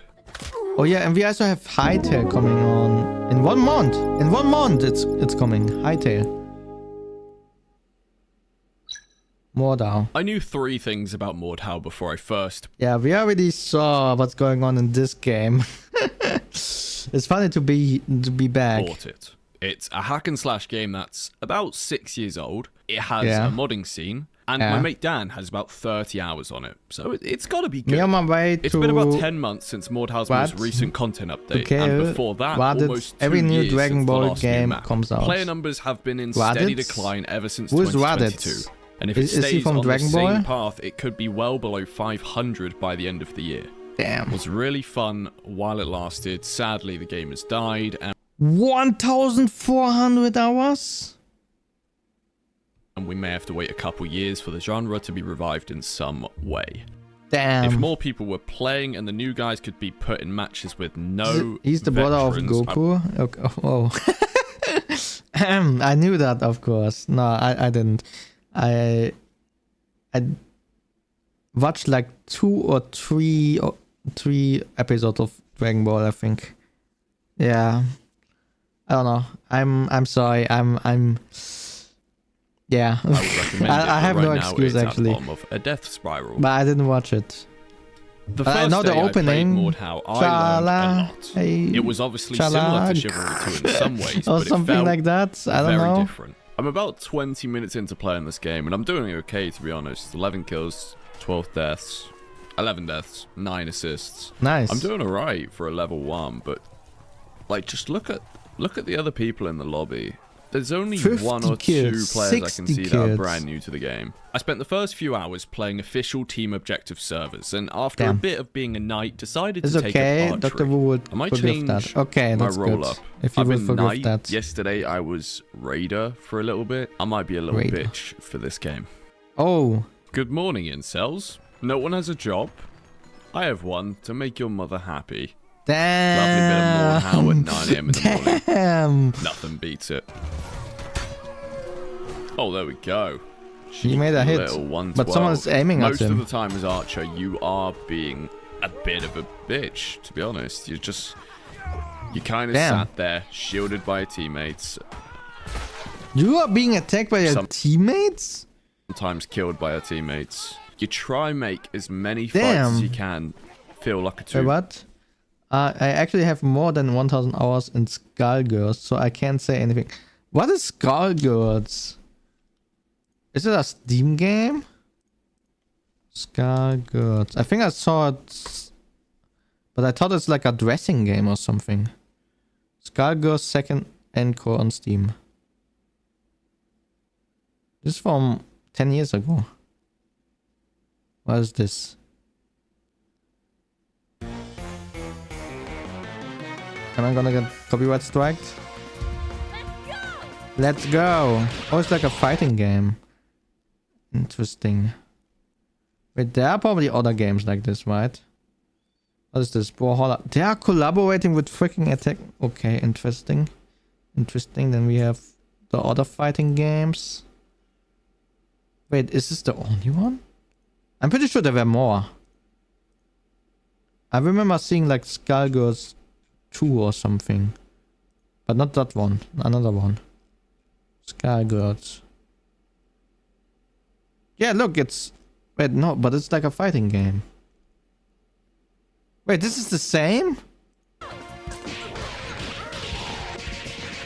Okay, so you like the fighting games. Interesting. Interesting. V1. But I realized after this third game that I could make Did a you bit play of a custom Brawlhalla? class, except I didn't have That's the only one that comes to my mind. coins to purchase anything remotely useful. I could just Damn. equip a bear trap and go around bear trapping people. Firebomb. Perfect. Firebomb. I like the firebomb. Oh, there you go. Loot. Don't need I would armor. go in a game only with Definitely firebombs. do not need armor. I then spent the next 2 hours getting bear trap kill after bear trap kill. You Damn. know what? I'm just gonna come in. Bear trap right there, right behind me. Killed one. Damn. That's incredible. Wait, it just instantly killed someone? They're chasing you. They just run straight into the bear trap. Oh, look, he's pissed. He is not happy. Is he on my tail? Oh, yes, he is. Uh-oh. Wowzers. Teammate, I need help. Alright, might be What's with your firebomb time. firebomb? Oh. Right down there. Wait, this didn't work. There you Oh, go. maybe Hell it did. Easy kill. Maybe it Lovely did. stuff. Honestly, I don't even know who my team is. I'm just going to run through here. I think I'm red team. So if I turn around, there's probably a blue guy. Yeah. No, see, they don't care. They don't care. Until Everyone you is do this. attacking everyone. I got a kill. Damn. Someone ran into the bear trap after I died. What I was doing here was being what the community like to call a fake bard. See, it's Wait, a what? real dickhead move if I were to just whip my guitar out and start hitting him. Damn. I don't think I need to. A real bard is Crazy. someone who walks in, doesn't kill, plays some What? beautiful Okay, I thought you knew more about me, but you schoolgirls, music and generally Skullgirls? adds to the game positively. Like this fella. Mate, Wait, this what's is he doing? class.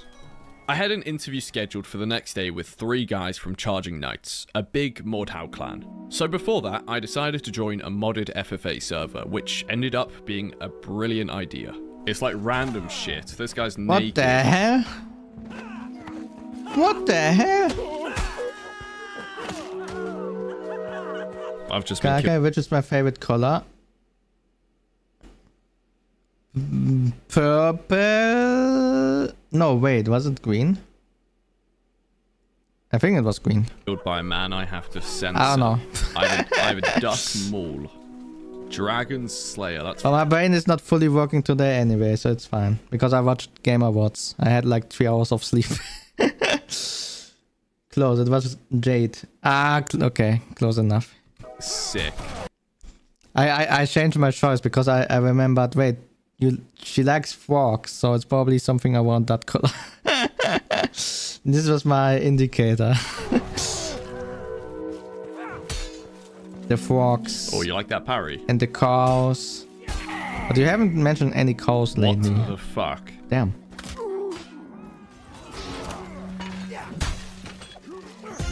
Whoa! You got freaking Star Wars. For every game that's dying, there's a game that's massively on the up. And it only makes sense that the it's an ad. It's a War Thunder app. most in-depth Ad. vehicle combat game ever made Crazy. that is now free on I was PC thinking about playing this game in VR, but right now we have some VR issues. I don't even know how these issues are happening. Like it's beyond my understanding. Maybe I should have bought a different VR headset. I don't know. Because when I look for troubleshooting, there are not many people with those issues that I have, you know. So I have to figure out myself what is wrong, and the support is not helping me. Because when I'm writing them, they just tell me the basic thing. Did you restart your VR headset? I'm like, dude, are you serious right now? Are you actually serious? And it always ends with, okay, we submitted to a developer team, and maybe there will be a patch. So it's like, okay, so there's no way I can fix this issue right now. And yeah, it is what it is. Those are the VR issues we are struggling with right now. I'm looking for alternatives, though. I'm looking for alternatives. It just takes time, and then I need to check if it works, and I need time to research. So yeah, consoles and mobile devices is one of them. Much like Mordhau, there's a lot of choice in War Thunder. In fact, over 2,500 helicopters, planes, tanks, I played it a and little ships bit, but to I was choose not from. That so includes both the convinced, to be biplanes honest. and armored cars of the early 1900s to the modern-day machines of today. All of this you can massively customize using countless camos, historical markings, and the coolest thing, community created I was trying to play the ship, but it was really weird. I love a good realistic game, and when it comes to realism and immersion, War Thunder is genuinely next level. The sounds, the graphics, amazing. Maybe But we over will give it 95 million another players shot playing it at some worldwide point. will tell you the game is far more than just that. You can support the channel by playing War Thunder for free on PC, PlayStation, Xbox, or mobile devices today using my links in the pinned comment. Damn. New and returning players on PC and consoles that haven't played in 6 months will receive a huge bonus pack, including numerous premium vehicles, an exclusive vehicle decorator, 100,000 silver lions, and 7 days of premium. Only for a limited time, so be quick. Okay. Hello. Hello. Hey. Oh. What's up, man? Hello, fellas. How are we doing? Good. What's happening? Nice to meet you. What is the Mordhau community like? It's definitely a really cool, big group of people, and it's just like a very diverse community, I would say. I mean, we've definitely tried to harness some of the nicer, people in the community, I guess, for lack of a better term. You see the same people every weekend. You see them every day get on dual servers, invasion. comp, whatever it might be. You know, you form these relationships with them. And it doesn't even have to be like as a friend or a buddy or something like that. It's just like, oh, I know that guy. I recognize his armor. You know, he respects me. I respect him. I can literally recognize like hundreds. They all of have the same armor. What do you just mean? Based on one glance at their like look over the years, because I've been seeing these people. I've been in like hundreds of fights with these people, so it's like, oh, that's so and so. I did a few more interviews later in the week, and it seemed like everyone I spoke to always gravitated towards the customization. What do you think Mordhau does really well as a game? The game allows you to do whatever you want. It gives you everything at the first step, and it lets you do what you want to do after that. You're not forced to play a certain way. You don't have to do certain things. Clans have kind of drifted away from Mordhau. The ones that are here are just here because there's really no better options. What are you doing? Kind of feeling. That's Wait, how long is this game out? Shotto mate kudasai. Mordhau.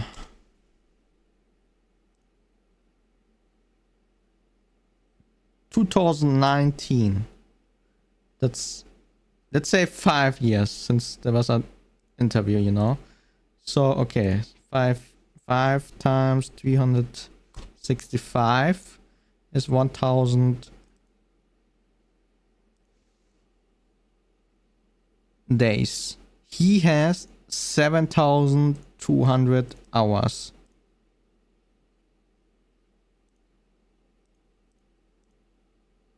Wait, I made a mistake. Shut the matter. Wait, is this the correct number? Is it he's playing 30 minutes every single day since it was released? Every single day. No time off. Damn, dude. Another thing about the customization has to give praise is the clan scene was able to get very into it, you know, with actual uniforms and whatnot. Charging Knights and many of the clans just like them do a lot for the Mordhau community just by existing. But the real ingredient to keeping a community alive and connected is events. Yes, it's definitely more of a helper thing. You know, we've tried to shoutcast the charity events and sort of been like, hey, let's use our whatever influence we have to make sure as many people show up to this as possible. But there's some other really awesome organizations. What is it, the Mordhau Fist Fighting League Championship? Or something? Yeah, they've been running it every year. And then that's for like cancer and leukemia and like multiple sclerosis research and stuff. What you know, the like heck? a week in advance, we're like, hey, CK people, like let's try to get in there and like you know, let's show them some love. You know? Yeah, let's show them some love. Let's come through and you know, turn out your wallet if you can. We have like this really awesome person in our clan named Dutch. Man, everybody loves him. He's like all of our dad pretty much, and he's also a Mordhau mod and just like a super classy guy. And he had or rather he has multiple sclerosis, so this was like really close to our hearts for sure. And we're like, hey, let's come through and like donate. Some people are like, oh, this community is so rowdy, but like the same people that are rowdy and will banter are also the people who will show up and donate and you know, make their voices heard in that way. So when the Mordhau That's really nice. That's really nice.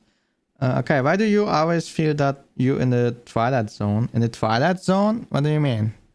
Am I in the Twilight Zone? Fighting Championship transformed their annual Fisticuffs event into a charity fundraiser. The entire community was recognized in a positive light by PC Gamer, which is pretty huge and very rare for a game like this. Do you think groups are a big part of how healthy the player base still is?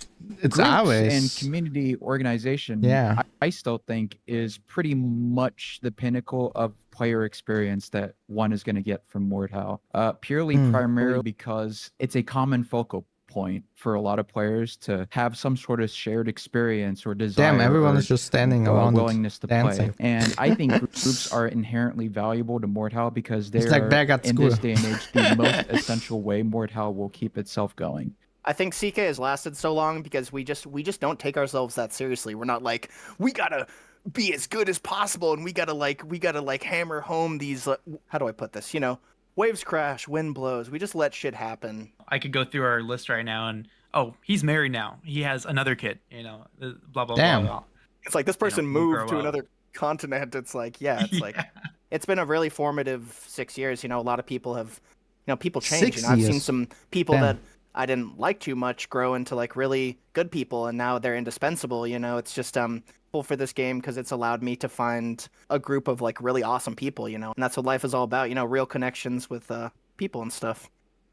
After the legends at CK offered up their time, I thought I may as well go around searching for more people to talk to. And that's when I ended up in the Discord for RTA, a roleplay Byzantine clan. RTA is a Byzantine-themed clan, and we're basically just role-playing as like Byzantines and stuff like that, or to our best of our ability. We're known for our shield wall formation. Those amounts just of like how the powers are Byzantines did crazy. back then, it's just a group of guys shield welding up, making a huge line of shields up, and we have formations and stuff like that. So I spoke to 2 RTA members that day, and also Duke Godric, the owner of a different clan called Midlanders. How many hours do you have, just out of interest?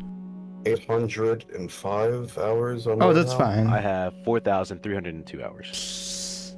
Oh boy. My name is Duke Godric, Here we go. previously known as Commander Xeno. I have about 7,000 hours or so in Mordhau. I saw it through the Kickstarter, but I was in elementary when the Kickstarter dropped, so I was like, so I can't get into it. So I watched from the sideline for a few years, and then when launch day came, I was their ground zero. Again and again, these guys would mention the freedom He's Mordhau playing gives since you, and to be honest, elementary school. it's true. But what do you This think is it does better than crazy. other games? Like, what kind of made you stick around? I feel like what it does is that sense of freedom where you can jump in and really do whatever. The character customization really feels like everyone is unique in their own way and how they Is this Minecraft music in the background? fight. So it feels like there's a sense of community. The customization is so cool. It's a very good form of community as It well. is Minecraft because, music in the background. People are so closely knitted with each other that they'll find each other in public lobbies. Yes, granted that the game has a very small population, but nonetheless, like, you don't see that anymore in games. There's a lot of toxicity, and granted, Mordhau has a lot of toxicity too. But I find that there's a balance between the toxicity and like the wholesomeness and finding like, oh yeah, there's my friend right there on the other team. I can see his outfit. I know that guy. As this community gets smaller and smaller, it will inevitably become more connected. The same as games like Chivalry 1. I mean, everybody seems a lot more like connected a bit more because everybody like sees each other in servers a lot more often. Yeah, I really see debates happen on chat anymore, which is a bit sad, but the servers are healing. There's no more like extreme toxicity and racism. What do you think the future for the game might look like? There's hope in me that returning modders to the game, older modders that were modding back then, like for roleplay servers, it revives the game a little bit, at least by like they're playing maybe freaking like a few hundred people football. maybe. But my realistic vision of the future is the game kind of just continuously dwindling Soccer for the Americans. down, and less and less activity. And honestly, I only think the competitive community are probably going to be the last people playing the game, for whatever reason, probably for tournaments and stuff like that. But I honestly think that's the only thing that's left within the next year or two. With the devs having gone radio silent, I can safely say that Mordhau's future is looking pretty grim. I don't think it will die overnight. The community is way too dedicated to it at this point to play, to just let it fall apart. Yeah. But what I do think is going to Yeah, he's already showing another game, but I think as well they will probably move to the next game, and then it's will like split, and then pieces by pieces it will crumble. Yeah. happen is when more better slashers come out, or the bigger and badder ones are ready for launch, I feel like it will fizzle out over time once the players realize that there is other options again. Yes. Clans have usually been trying to keep the game going as best they can by hosting like little server battles against each other and trying to get as many new players into them as possible before they get farmed and then make them leave the game. To some degree of success, it worked for a little bit. A lot of more new players were staying. But over the years, when there's it really gets old after a little bit, especially when you're running out of maps to play. I'd say, even though there's a bias This makes when I say sense. this, I honestly think we're one of the more like relaxed and like genuinely chill people in terms of factions and clans. Honestly, the clan is just full of good-hearted people that only want the best for each other and are really just good people in general. I mean, they're just amazing. It's like a second family online. I had really gotten to know the people behind Mordhau at this point and the direction the game might be going in. But when it came to playing the game, I was still utter shite. And it was about time I tried changing that. Like, there's a fella playing an instrument. Yeah, two some guys having better the time music. of their life. Someone occasionally shouting voice lines. Oh, of course it's You him. got an interesting This name. was a super niche server I found at about 2 a.m. It had a few players online, and most of them were crowded up in this tower 1v1ing each other. One of the admins, Duco, somehow recognized that I was new very quickly, and they all crowded around myself and Duco while he taught me something called swing manipulation. Oh, that's actually cool. They notice you are new, and then they are like, okay, let's teach him a few things. Next That's hour actually cool. was spent swinging, moving my mouse towards where I swung, and then being utterly confused as to whether what I did was right or not. Eventually, we kind of agreed. I got the hang of the very basics and understood what it was all about. But something like this takes hundreds, sometimes thousands of hours to master. So I am still, even after 3 hours of training, utter shite. What a legend this Duco guy is. What is it? Probably like 5 a.m. for him. What a kind fella. And tell you what, I actually learned a thing or two. I really did. I may have taken a while to understand what he was saying, but once I got there, you know, I got the reason why he was teaching me those things. There is a whole host of hack and slash games releasing in the next couple years, and when they do, it might just be the final nail in that Mordhau coffin. For now though, servers are still running, events are still being hosted, and as long as groups stick around, there will still be a reason for many to keep playing. Overall, Mordhau was a lot of fun. The mods are batshit insane, and the community is pretty amazing, but sadly, the future doesn't look too good. Yeah, it's a little bit sad. Boundless, 2018, 20 players online. Wait, this is the Minecraft game we saw. In July 2014, the Minecraft online game announcement trailer hit the IGN YouTube channel. Online. Pretty quickly, the game got an audience following all of its development updates. Later that year, the voxel-based MMO sandbox game would hit Steam as early access. And then around a year later, it changed its name to Boundless. After a few years and over 190 different update releases, Boundless came out as a full game on Steam and PS4. Player numbers spiked massively, above 1,000, but that wasn't long lasting. 2020 was one of the last years that Boundless saw a healthy number of updates, and after that, as a result, the player base began to dwindle to what is now a 20-player average at all times, and still dropping. In 2022, the devs of Wonderstruck sold Boundless to Monumental, who This is a little bit sad. It looks like they put a lot of things into this. Haven't done a great deal with it. And to learn a bit more, I got talking with one of the figureheads of Boundless's remaining community. Here, this is like our main area for like our guild, and like there's probably 8 of us or 10 of us that build together, but this is all my area here. Oh wow, that's cool. Every block you can put down, they can be chiseled too. So like all these little dents in the ground, that was used by a chisel. Anything you gather in the game, you can sell. Or you can buy. So like there's these baskets here, that's to buy stuff. So I'm buying certain items, different things you need to like craft all this other stuff. This I've hollowed out and built all this stuff. Damn. Dude, this must have taken an age. Yeah. What kind of time frame are we looking at? Whoa, he even dug out. Wait, he even dug out the ground. Look. What kind of damn time frame are we looking at? How much time? I've got like 12,000 hours in this.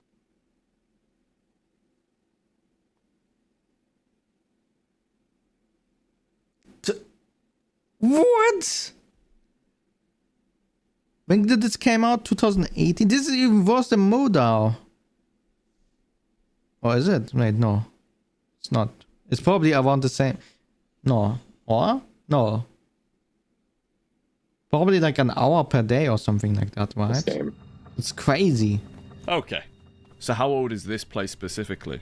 Oh boy, okay. Probably at least a couple years, 2 to 3 years, and like he's playing like 5 hours a day. We're underneath a mountain right here, so like on the surface, there's also this is like all these towers. Like I called it the Towers of Power, right? So like I've got towers all over the place. Giorgio has played since the beginning and is one of the most active players still playing Boundless to this day. He kindly offered to show me around the place he calls home. This cave was his original base from the beginning, before he moved to this cave that he now spends most of his time in. Do you know the devs at all? Or like, I guess the old devs. The old devs, like, yeah, we did talk to, they would like communicate with everyone. They're pretty good. And then like, they all went to work on Baldur's Gate 3 or whatever. So that's quite a big step up, I feel like. Okay. Yeah, exactly. And I know a lot of So people they were left. pissed off that, oh, they just left this game. But this game wasn't making a ton of money for them. And they did what was best for them, right? Giorgio is also the leader of the Reaper Guild, one of the most powerful and biggest on Boundless. This is the I Reaper would be surprised if headquarters, not. a bit of a village, a lot of which was built by Giorgio. Like This this is building here, how long would it insane. take to create? This probably took a few weeks at least in voice chat, late nights with like people just having laughs and drinking beers together, you know? So there's a lot of time where we just are standing around and doing nothing. Do you just freehand it? I know in Minecraft a lot of people, you know, they build it in creative and then come in survival and just kind of Is copy there creative mode? Yeah, no, this is just all freehand. Wow. Crazy. Fair play.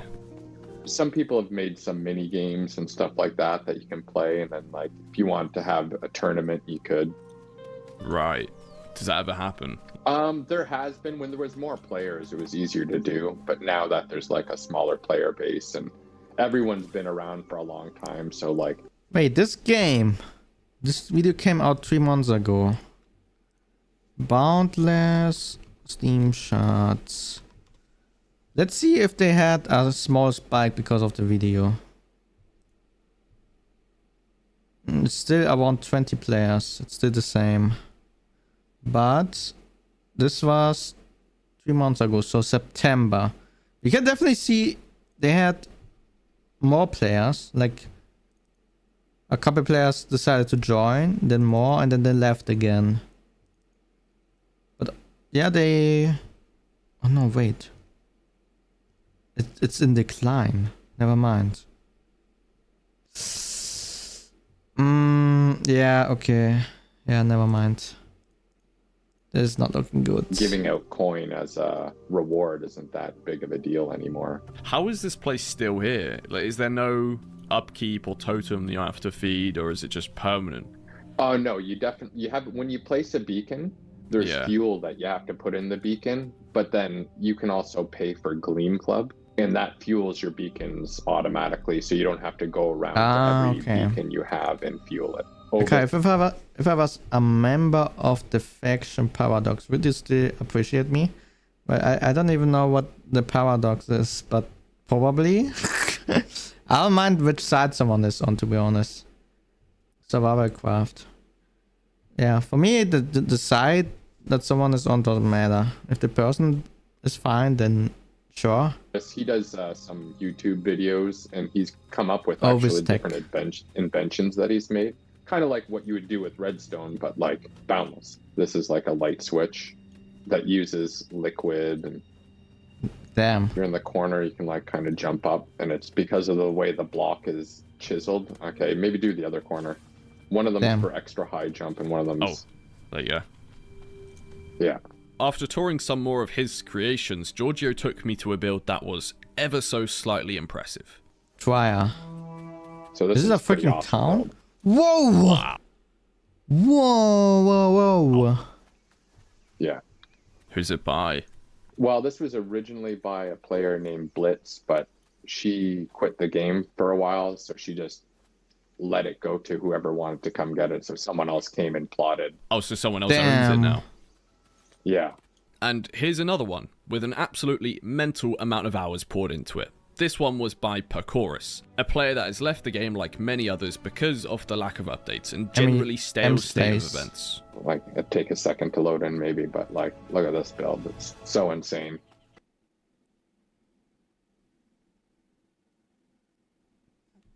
I remember the first time I saw this and I was like, I suck at building. Dude, this is soul destroying. To wrap up, I was introduced to the color system, more specifically the plant color system. 256 colors for each plant. Each color comes from a different planet. Some colors aren't even available, and this person had so many it was worryingly impressive. So this is her plant storage, which is kind of insane. But again, it's like all the different colors. Whoa. So if you look at these storage blocks, she's collecting all these plants that come in all these different colors. Oh my goodness. And you have to collect them like for each color. You can't recolor it, right? No, you can't spray plants. Wow, all right. This has been fun, man. Yeah, awesome. It was nice meeting you. And yeah, shoot me a message when you want to do it again. Yep. Thank you very much, mate. All right. Talk to you soon. Yep, have a good one. Bye. The next day, I met up with a player called Ocfus. It was like 2020, they decided, or like got hired by Larian to help. They had said like, oh yeah, while we're working on this, we are going to keep updating the game. But they kept stringing along, like saying, oh yeah, the update is almost done for 2 years before they announced they were like selling the game off. This was a build by one of the original developers built right next to Ocfus's place. How long's this been here? 2 years, I think. 3 years. It was before the whole like transfer thing. Yeah, Leah Lemon Cakes. She is one of the co-owners of Wonderstruck still, I believe, alongside, was it Jason? I can't remember now. It's kind of cool. A dev decided to build right next to you. They then took me to a few memorials that had been built by members of the community to honor fellow Boundless players. Oh, here we go. Oh, wow, that's beautiful. Oh, a memorial. Right? Okay. It's very sweet to see people being remembered like this. What a build. There used to be a memorial back at the mall she ran, but well, it's despawned in the time since. Apparently it was there just a few months ago, but I checked it today and there's nothing left. What? So what happens? Just the terrain goes back to normal, or? Yeah, it goes back to what it was before anyone plotted it. That is such a shame. Another disadvantage of devs not really being here is, like, something like that should be immortalized, kind of, you know? Yeah, like at least give the accounts like permanent Gleam Club so it doesn't go away. And then there's a few other memorials for other players around here as well. Jana 55. Yeah. Yeah, I wish I could tell you more about them, but I don't know many of them. Damn. Well, Boundless players, we know that. I do know Sixadudad, at least. What a name. I used to know them. 2 years ago. Yeah. Man, what a shame. Kind of themed as well to Blazing Fire. By this point, I had played about 3 hours of Boundless, and not seen anyone else but the guy I was with, and myself. Damn. And then finally, that changed. Oh! What a character. Rembot is here. Incredible. How would you describe Boundless? Right now, I would describe it as missed potential, because there's so much you can do with it as a developer and such, and it's just I like the emoji in the background. being taken advantage of. Been basically just sitting for 5 years, and I wish more was done with it. It is a bit strange to see such a huge place abandoned. Yeah. I hate using the term, but it's kind of like a liminal kind of feeling. Just seeing all these big places that seems like there should be hundreds of people around, and there's like one person sporadically. The fact that a developer is still like interested in doing something with the game makes me hopeful for the future. The early game needs like to be improved before more players will show up. Because I see people come in as new and have never played the game before, and then leave after a day or two because they just get stuck on something. If they bleed the new players, they're never gonna grow a population. Giorgio and I decided to do one more day exploring, and that started with a giant rocket built by a player named Moon, and then a bunch of Pirate Jim's builds. Jim was actually online at the time, and when we found him, he was using a grapple to float in midair while chiseling this absolutely massive bridge. A lot of the time, this game felt so modded, but it's not. This is all vanilla. Even the hammer that breaks a 3x3 square like those modded to shit Minecraft prison servers. Uncle Jay was another player we came across that day, working on his big old castle live on his Twitch channel. Wow, not a bad view. Yeah.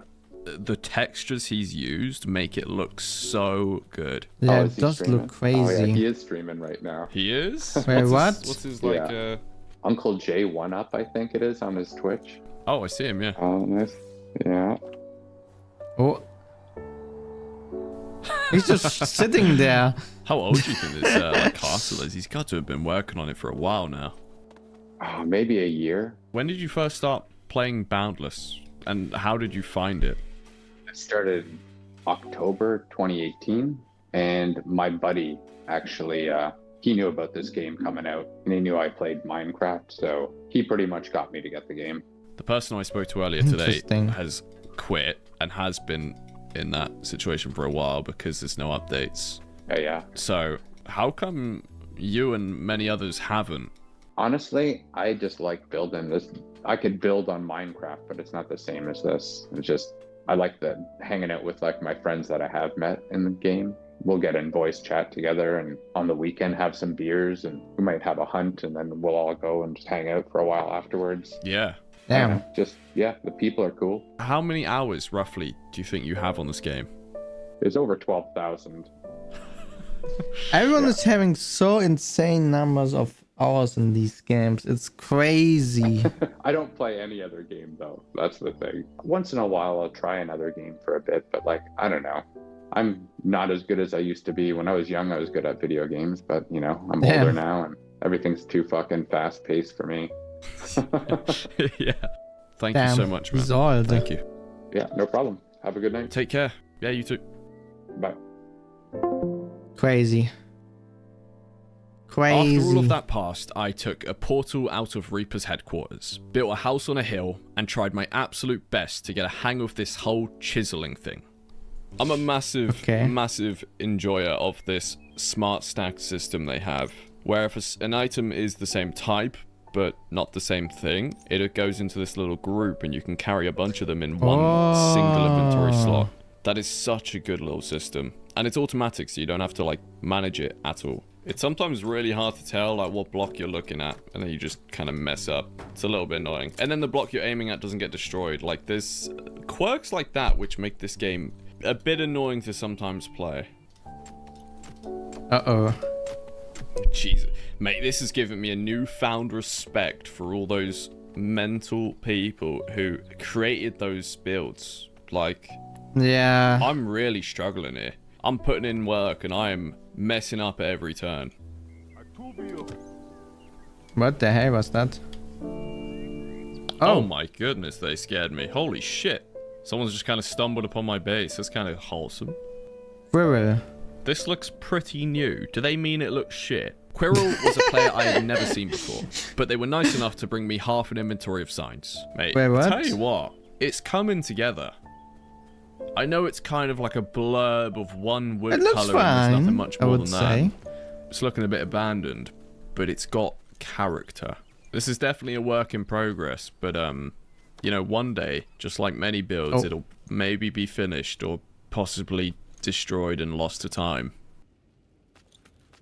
Damn. GG's. The next morning. Yeah, so if I click B, my claim is basically, well, it wasn't big enough, so half my house and a lot of my chiseling work is, well, kind of gone out the window, to be honest. Damn. But I'm assuming it might be the same down here. Yeah. If I would be a player and I would not understand what is going on, this would be a deal breaker. I would quit this game immediately. This is crazy. I realized that night that not only is the crafting system massively slow, but the game itself is far more in-depth than I ever thought it was. But the issues were obvious. In my opinion, the UI is dreadful. I mean, I had to Google how to drop items out of my inventory at one point. Wait, and what? okay, yeah, it might say more about me, but Boundless has problems. A big one being outdated wikis, confusing mechanics, dodgy hitboxes, and definitely the price of the game. It is quirky though. Well, yeah. It has its charm. $20. And the group of people it's brought together are genuinely awesome. Pretty much all of those people are in the Boundless official Discord, where they also host things like Meteor Hunts. If you're interested in joining them or have any questions for the very kind people there, I'll leave a link to the Discord in the description. Okay. Nice. Wrecked. 4 players. What is this one now? On is paper, it even an Boundless RPG? is closer to dying than Mordhau is, but Wrecked might It's just not be on an the brink of RPG. death. By They looking might at the have an player charts, you can RPG, but see it's there not is the still kind of traffic, RPG and we there are talking people out about. there that love this game. But a multiplayer game without much of a notable community would usually have been long shut off by now. So why is Wrecked still running? Hello. Hey, yeah, nice to meet you. Hello. Yeah, nice to meet you too, man. How are you doing? I'm fine, I'm fine. I think it was last year, you were contemplating, like, announcing that you might cancel the support for the game. What actually happened after that? Well, there's definitely a bit of cost on still having to keep the data and some networking functions available. At some point, I was like, it's definitely not worth it. Like, never was worth it to have that game out, actually. Definitely not the quality level me and now with the team we could reach nowadays. So I was considering removing multiple of my old games. But there were some people, I don't know how many, some people started mailing me and writing me not to do it. Some were just sad, some were a bit more angry. And I said, okay, maybe leave it there as long as I can literally afford to do that. But right now, it's definitely not worth it to keep the game on. This is Marco, the developer behind Wrecked, and now he and his team create games like Easy Red 2, a bit of a step up from Wrecked. At its core, this is a sandbox vehicle fighter game with basic maps, a cool menu, and peer-to-peer lobbies. Okay. There have been no updates in 36 months, but the game still gets reviews almost weekly. 6 years ago, maybe I just elementary school student. At the time, I first downloaded Steam because the hottest game, PUBG. I almost memory that I just have a computer with... Oh, wow. This PC can't run PUBG, that's obvious, so I have to explore the Steam store to find some games that my PC can running it. I don't remember when I find this game, but I always remember the feeling I had when I play this game for the first time. So cool and so beautiful. Nice. I didn't sleep that night. I almost play this game all the night. Damn. Some days ago, I play this game again, but I can't find enemy and teammates. Maybe this game is dying with my childhood. Damn. Oh my goodness. That's incredible. I feel bad for him. A week after I discovered the game, I booted up a stream for the first time in 2 years. Oh. And together with about 50 of you, we filled up the lobbies. Damn. What the fuck is that game? Alright. Essentially, you make very silly... random looking cars they are looking with guns on them, fun. and you go around Funny. slapping each other with bullets until I think you capture some kind of flag. I'm not too sure. Damn. But he's dead. You are pathetic. How are you gonna let that happen to you? Oh, what was that? What on earth? Damn. Unlucky, mate. The cars Damn. moved okay. The shooting was a bit dodgy, and the bullets made my ears ring for a few days after. But overall, it had its charm. I could see why people come back to it every now and again. Okay. Wait, you can zoom, yeah. Excuse me. I've Damn. just been straddled. Didn't realize I was He's watching dead. an Unk streamer. Mods, ban the word Unk. Unk? What is Unk? Did you have to do that? Yes. Okay, the collision is something special. It looks fun. It is something But special. the Let's issue is ram probably into a the teammate. player base, right? There are not enough players. Oh no. You're going bye-bye. Ram into him. Well in, well in. Damn. And this fella behind me. Oh no, where's my team? Oh, but he just died. Oh, Wait, it's relax, you've killed him. that Why are we losing match, 3,000 to 400? That is not a good look. This is probably the most players this game has seen in like half a decade, if I'm being honest. Probably since the release. I can't remember, but it's a long, long time. By the 40-minute mark, everyone else had discovered the whole putting armor on your car and spamming guns everywhere. So fights became a bit awkward for me. Take them out. Yeah, the people realized why they need armor. Oh my. Hello, Ryu. Hello, Ghostface. He's How are you having a good doing? day. Bom dia. How's he not dead though? Oh, How he dead. have I'm speechless. You have an unstuck button. Why? Okay, why is everyone just helping me? Whoa, he's flying. That might be the best unstuck button I've ever seen. Damn. A few of the guys that played along with me on Steam had a few thoughts to say about the game, and all of them were pretty fair. Cars are kind of slow, feels like you have to stop and shoot, which leaves you an easy target. Yeah, fair point. The graphics are right if that's what they're going for. This guy said 10 out of 10 top quality. There's like no tutorial and no options menu. You can turn the graphics on and off. That's about that's it's like a student nice. project that emulates World of Tanks without any quality of life stuff. Damn. Yeah, that pretty much is what it is. But I like it. Yeah, it has a free game. It has something weird. to it. It's janky, but it shows the journey that Marco went on. And he said himself that he considered getting rid of the game off Steam purely because it doesn't represent their current abilities as a development team. I have to ask, where did you get the idea of Wrecked from? Just getting used to speed ones again. Speed ones? What are you speedrunning? Gave me idea, I think, at least as are you far watching as I remember. speedrunners? You know, maybe some game that actually pushed me into a bit of that direction was maybe games like World of Tanks, where you have to okay. We see where the inspiration is coming from. In a bit of arcade-ish way, one team of tanks against another team, and capturing areas and stuff like that.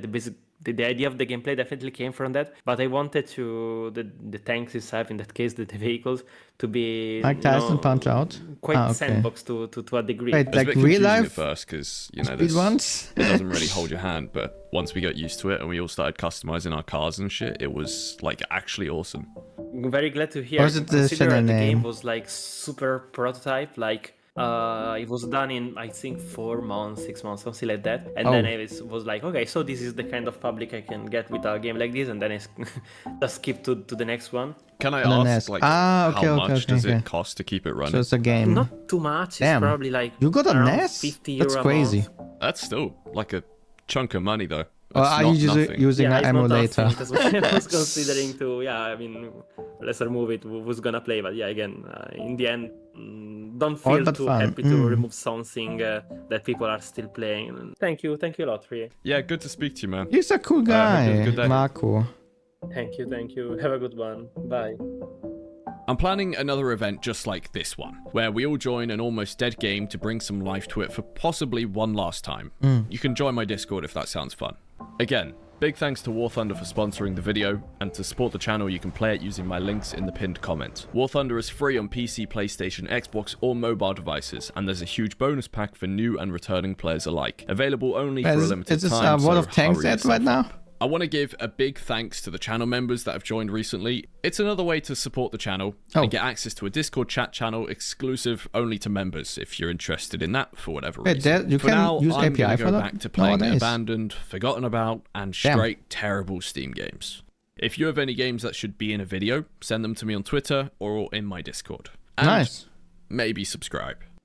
Thank you for the video. This was a good one from Y Games. It was also the last one for today, the last video. But yeah, I think we got a good overview about dying games. And I actually thought they are dying, the RPGs, but it's not looking as bad. When I chose the title, I was also more thinking about the generality of, things are repetitive. It's like you play the same game again for the 4th or 5th time, and at some point you will be like, okay, maybe I should not get this game, and then that's the moment where people jump out of the genre and go somewhere else. like me. But yeah, thinking about it now, there has been some good RPGs like Clair Obscur.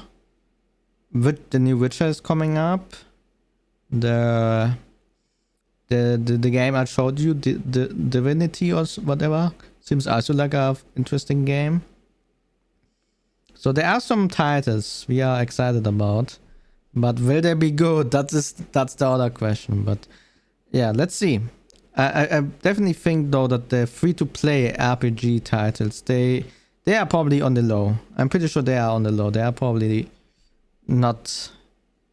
They are probably more repetitive. But that's most of the games I play. They usually free-to-play. Yeah. Summoning Salt has the record in 2025. Wait, what? Summoning what? Summoning. Oh wait, it's here. Wait, what is that? Oh, it's a channel.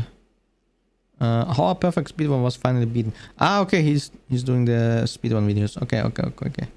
Naruhodo. Oh wait, this is the game, no? Mike Tyson.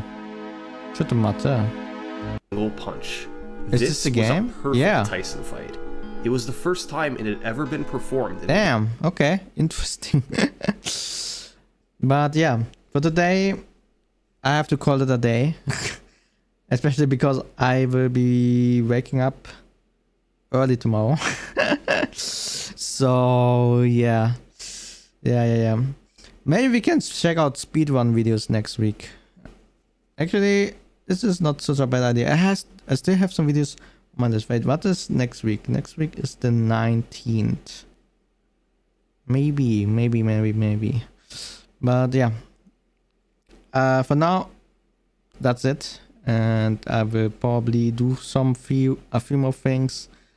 And then I'm gonna head, most likely, to the bed. So yeah, I mean, it's almost 11 p.m. here after all. So yeah. Okay, then with that being said, thanks for watching. Tomorrow there will be no stream. Tomorrow I will be touching some grass. And on Sunday we have a collab. We will play Are We There Yet with 2 other people. Yeah, that's the plan. Okay, I'll see you. Bye bye.